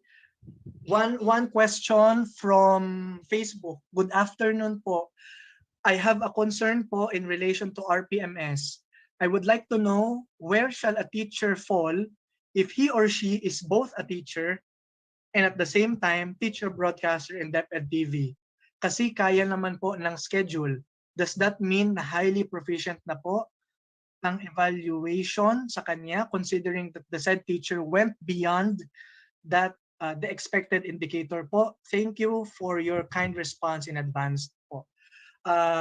If the position is teacher 1, 2, 3, that is under proficient. But if master is teacher 1, 2, 3, 4, that's highly proficient. So, but teacher broadcasters are intended only for teachers who are officially reassigned to the central office. In cases where the teacher serves as a part-time teacher broadcaster, the said teacher shall use the RPMS tool for regular teachers. So it's still, we will get to take a look at our official designation. If you are doing part-time TB, your official designation still is a classroom teacher, but if you are officially reassigned, so there is a reassignment order, then you use tool for teacher broadcaster. Maraming salamat po to Miss Arlene Meradora for this question, and also shout out po for Doc G. This is her name on Facebook, for also responding to a question raised by a colleague. So thank you po. Tulungan po talaga tayo rito, no? What else? Additional from the same query, just a follow-up again from Miss Arlene Miradora. I am teaching po in my school and at the same time reporting at DepEd TV po, meaning I am doing the tasks as a regular teacher in my school and at the same time complying the requirements given by the DepEd TV po. Is it justifiable that I deserve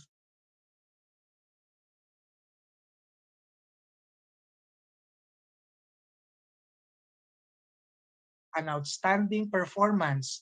Since same answer as I mentioned earlier, if a teacher is both a regular teacher and a teacher broadcaster, this means that they will use the RPMS PPST tool for regular teachers. Serving as both does not automatically mean that the teacher is outstanding or even highly proficient. You will still be assessed based on the demonstration of the indicators and as articulated in the performance indicators. So not because we are doing both, we are already highly proficient, because the highly proficient is actually for master teachers 1, 2, 3, and 4. So we have to follow some rules po about this one. I will be okay. So we have a comment here. I will just go straight to the answer as paulit-ulit ko na pong nababanggit din kanina. Those captured in the RPMS are jobs of a teacher. There is nothing new. Teachers only need to show an MOV that the job is done well. So, salamat po for this reminder. Perhaps just last two, I really am sorry if I cannot read everything. Sir, bakit po sa rating sheet, ang indicator 2 ay ang objective 2? Ang MOV po ng 2 ay supplementary materials, pero bakit nasa rating sheet siya? This is on our part po, no? We have already updated this. Sir Elwin Ritual, if you are still here, we have already updated this, and thank you po for pointing this out. You may check once again the Google Drive link in the issuance po, in the DM4. We have already updated this. Thank you po for pointing this out.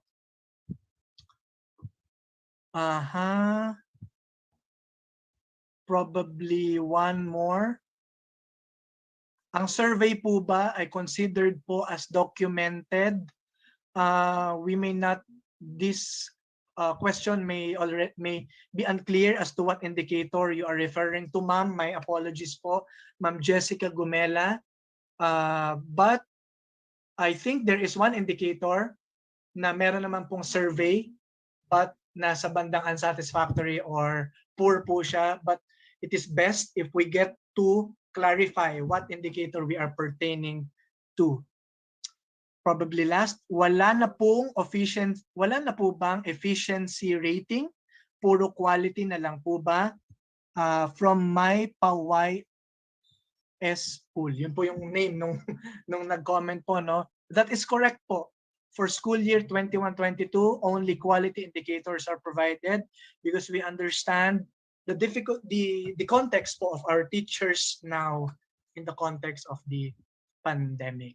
So I think, again, we have taken note of all your comments. Pasensya na po if there are some direct messages. We wish that you put that sa plenary so that our documenters can take note of that, because I myself as a presenter, I really cannot take a look at my Zoom na po. So maraming salamat po for your questions. We have taken note of that. We will be integrating all that to the material that BHROD will be publishing soon enough. But for personal, I wish I could give my email address po, no? Siguro tuazon.mmm@pnu.edu.ph. So tuazon, tuazon.mmm@pnu.edu.ph. But it's still good if you get to write down your comments, your questions sa Facebook comments section or sa plenary po dito sa Zoom, so that our observers can document those. So before I turn this over po, pasensya na po, kinuha ko na po yung Q&A portion po, no, Ma'am Jen. Pasensya na po, no. But before I Okay turn... lang po, Sir Mikey. Opo. So, ma'am, if okay po ba tayo sa Q&A, or we can give the floor na rin po to Miss Malu for some few words of encouragement po. Actually po, what you did was already the Q&A part. You have looked into the Zoom chat box as well as the Facebook chat box. But before we move on po, let me acknowledge first the presence of our Assistant Regional Director, Sir Arnulfo M. Balane. He's with us in our platform now. Okay, good afternoon po, sir. Okay. So, andyan po siya. Okay, so we can proceed po to our next speaker for her encouragement, words of encouragement. Sir Mikey. Good afternoon po. Ma'am Malu is the Deputy Director of Research Center for Teacher Quality and also the former Director of Bureau of Human Resource and Organizational Development, and also former Director of the National Educators Academy of the Philippines. Let's hear it from Miss Maria Lourdes D. Pantoja. A very, very pleasant good afternoon to all of you. Thank you for inviting our RCTQ in this afternoon's forum where you intended to get clarification on the RPMS PPST launch for year 3, school year 2021 and 2022. We hope that through Mikey Tuason, we have further clarified the questions in your mind about PPST and also RPMS for year 3. Time flies so fast. Ang bilis po ng panahon, di po ba? We have gained already experiences for year 1 and year 2. And so in RCTQ, this gives us much confidence that you will be able to also very well demonstrate and manifest for the teachers listening in and for their leaders, the indicators, the last 18 indicators for year 3. Nakakatuwa po no na ang bilis ng panahon, naka-year 3 na tayo, kompleto na po yung launch ng PPST indicators. RCTQ will always support the dream of DepEd towards edukalidad. We will also support the dream of DepEd for raising up quality teachers. And we support the efforts of the HROD, HRDD in launching different HR systems and also the professional standards that were embedded in the HR systems, primarily for the growth and professional development of our teachers. Ganun po namin kayo kamahal, ganun po namin kayo gustong suportahan, no? We endeavor to continually embed the different standards in the different HR systems. So we wish you all the best as you demonstrate and manifest for year 3 the different indicators. Maraming salamat po for listening in. We thank you so much for the questions that you have raised. As Mikey said, we are gathering all this and we will forward them to the HRO, the HRDD, who will, I think, release the answers to the so many questions that you have posted via Zoom and via Facebook. So we thank you. We will be with you in your journey as you progress, as you get promoted, as you fly high in the organization. RCTQ will always be with you. Maraming salamat po. Maraming salamat, Director Malu Pantoja. Thank you, Jennifer. Yes po, ma'am. Ma'am Pantoja is our Deputy Director of the Philippine National Research Center for Teacher Quality and was also the Director of the National Educators Academy of the Philippines and Bureau of Human Resource and Organizational Development. Yan po, maraming salamat po for your words of encouragement. Ayan. Now, at this point po, I would like to call on Ma'am Rhea, Dr. Rhea B. Eden, to award the certificates to our SM. Ma'am, sorry ma'am, Ma'am Jen. Ma'am Jen po. Yeah, Ma'am Jen, before the awarding lang, baka quick lang, just 1 minute ma'am, and then anyway si ARD naman is already with us and we are so happy for that, and I just feel very much obliged to express, of course, my profound thanks to siyempre kay Director Gina Gonong. Salamat ma'am. Ay, nandyan pa ba si Director Gina Gonong? Nandyan pa? Ma'am? Thank you so much. Siyang, activity. Anyway, ma'am, Po, sige. Si ma'am, bumalik. Thank you, ma'am, and thank you so much. And the NAIAP connection still works and very strong. One text away lang po si Director Gonong. Alam po namin, she's so busy together with the team. And thank you very much, ma'am, for acceding to the request of GMA palagi pag nagre-request ang NCR, gawin mo agad eh. So thank you for that, ma'am, at maraming salamat. And I'm so happy din, doubly happy dahil I'm able to reconnect with my former director with the BHIOD, si Ma'am Malo Pantuha. Maraming Thank salamat, you. ma'am. Hindi ko akalain na nandito pala talaga yung mga big shots ng ng dating BHIOD, and now you also you are now with the RCTQ, and talaga naman ay yung DNA ni ma'am na quality and excellence dalang-dala niya dyan with Director Gonong.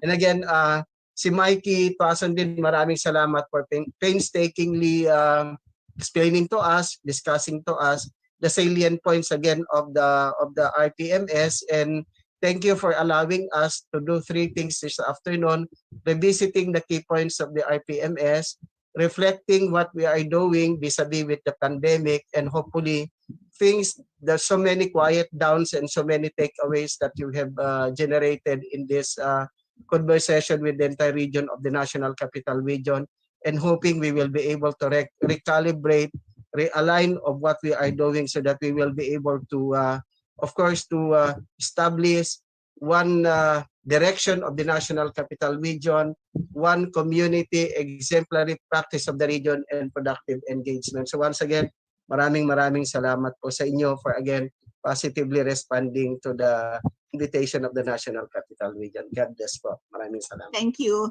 And thank you. And thank you very much, Chief. And now may I call back Dr. Rhea B. Eden, Education Program Supervisor of HRDT.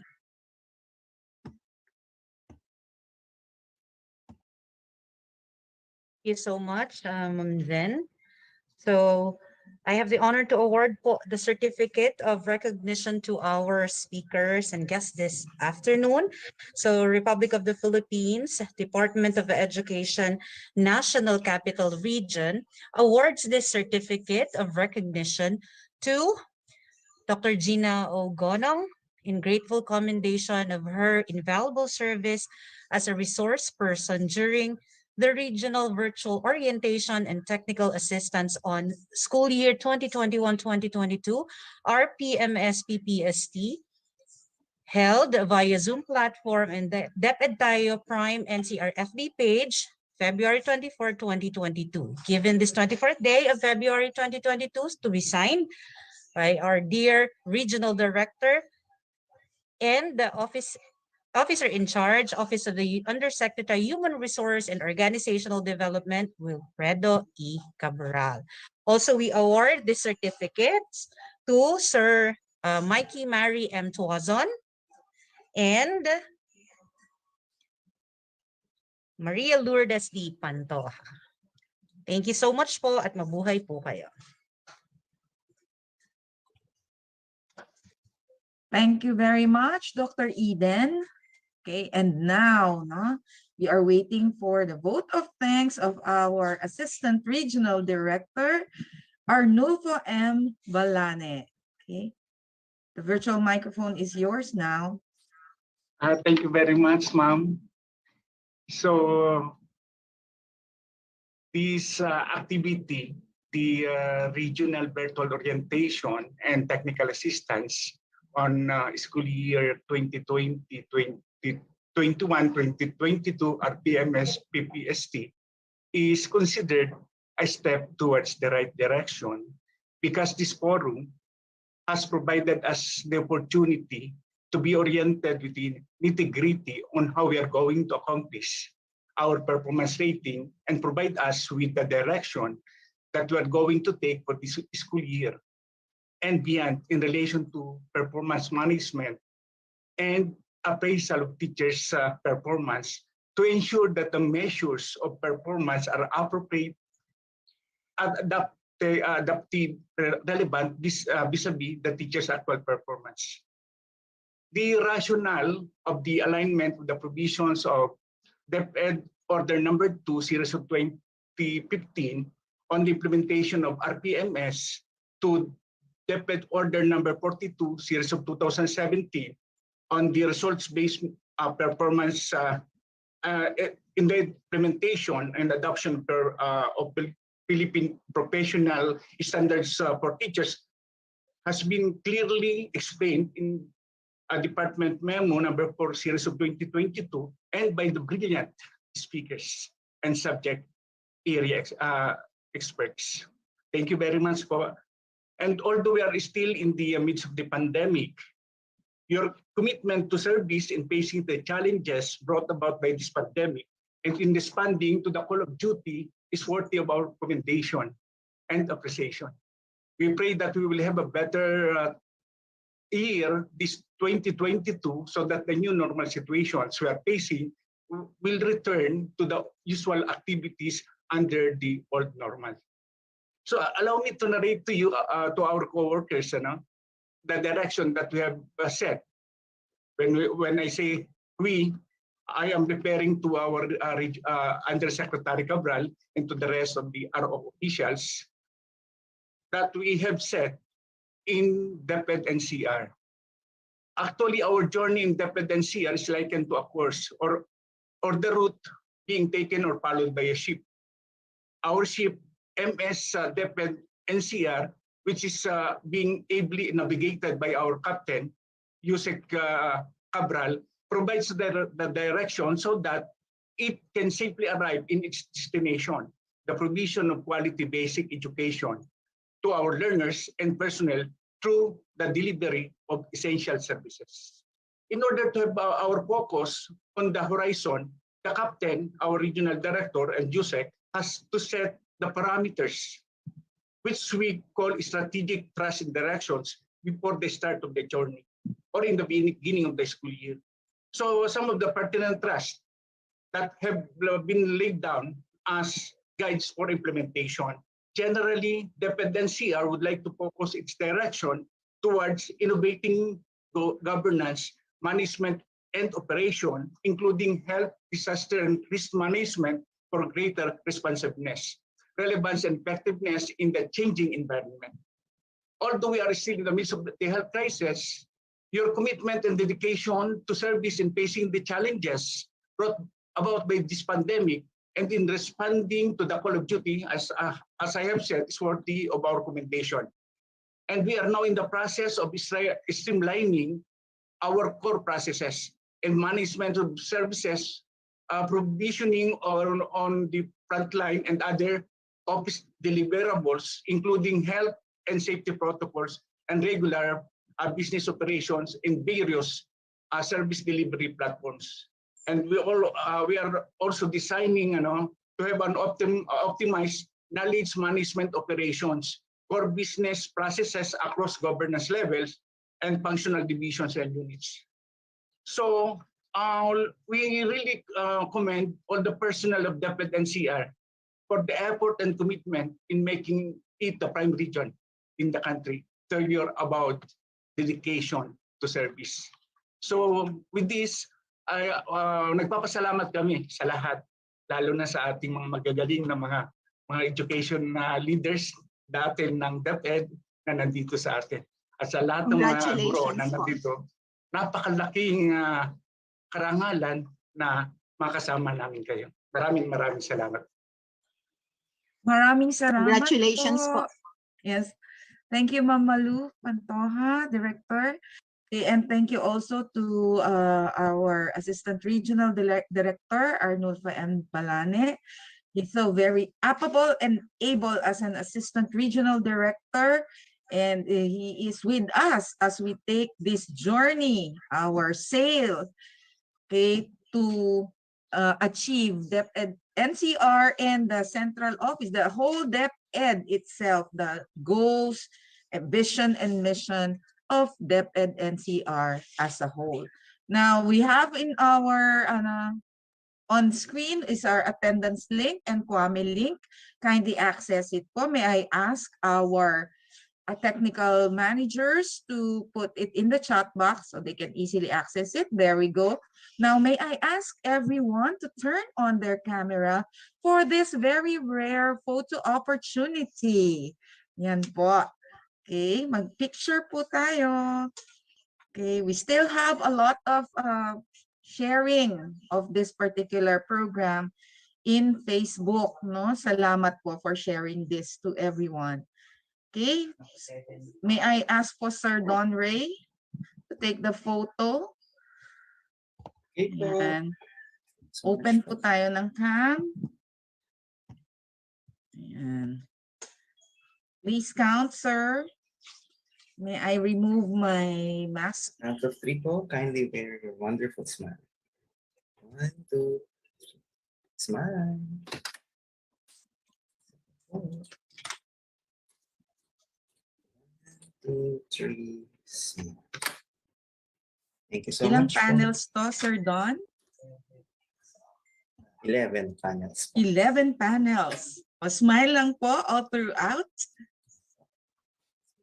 Tayo. Pang ilang panel na yan, Sir Don? Okay na po. Thank you, Mother. Okay na, 11. Now you are counted again. And don't forget to access po our attendance link. Ayan. Balik ko lang po ito. Okay. Now, as we end this program,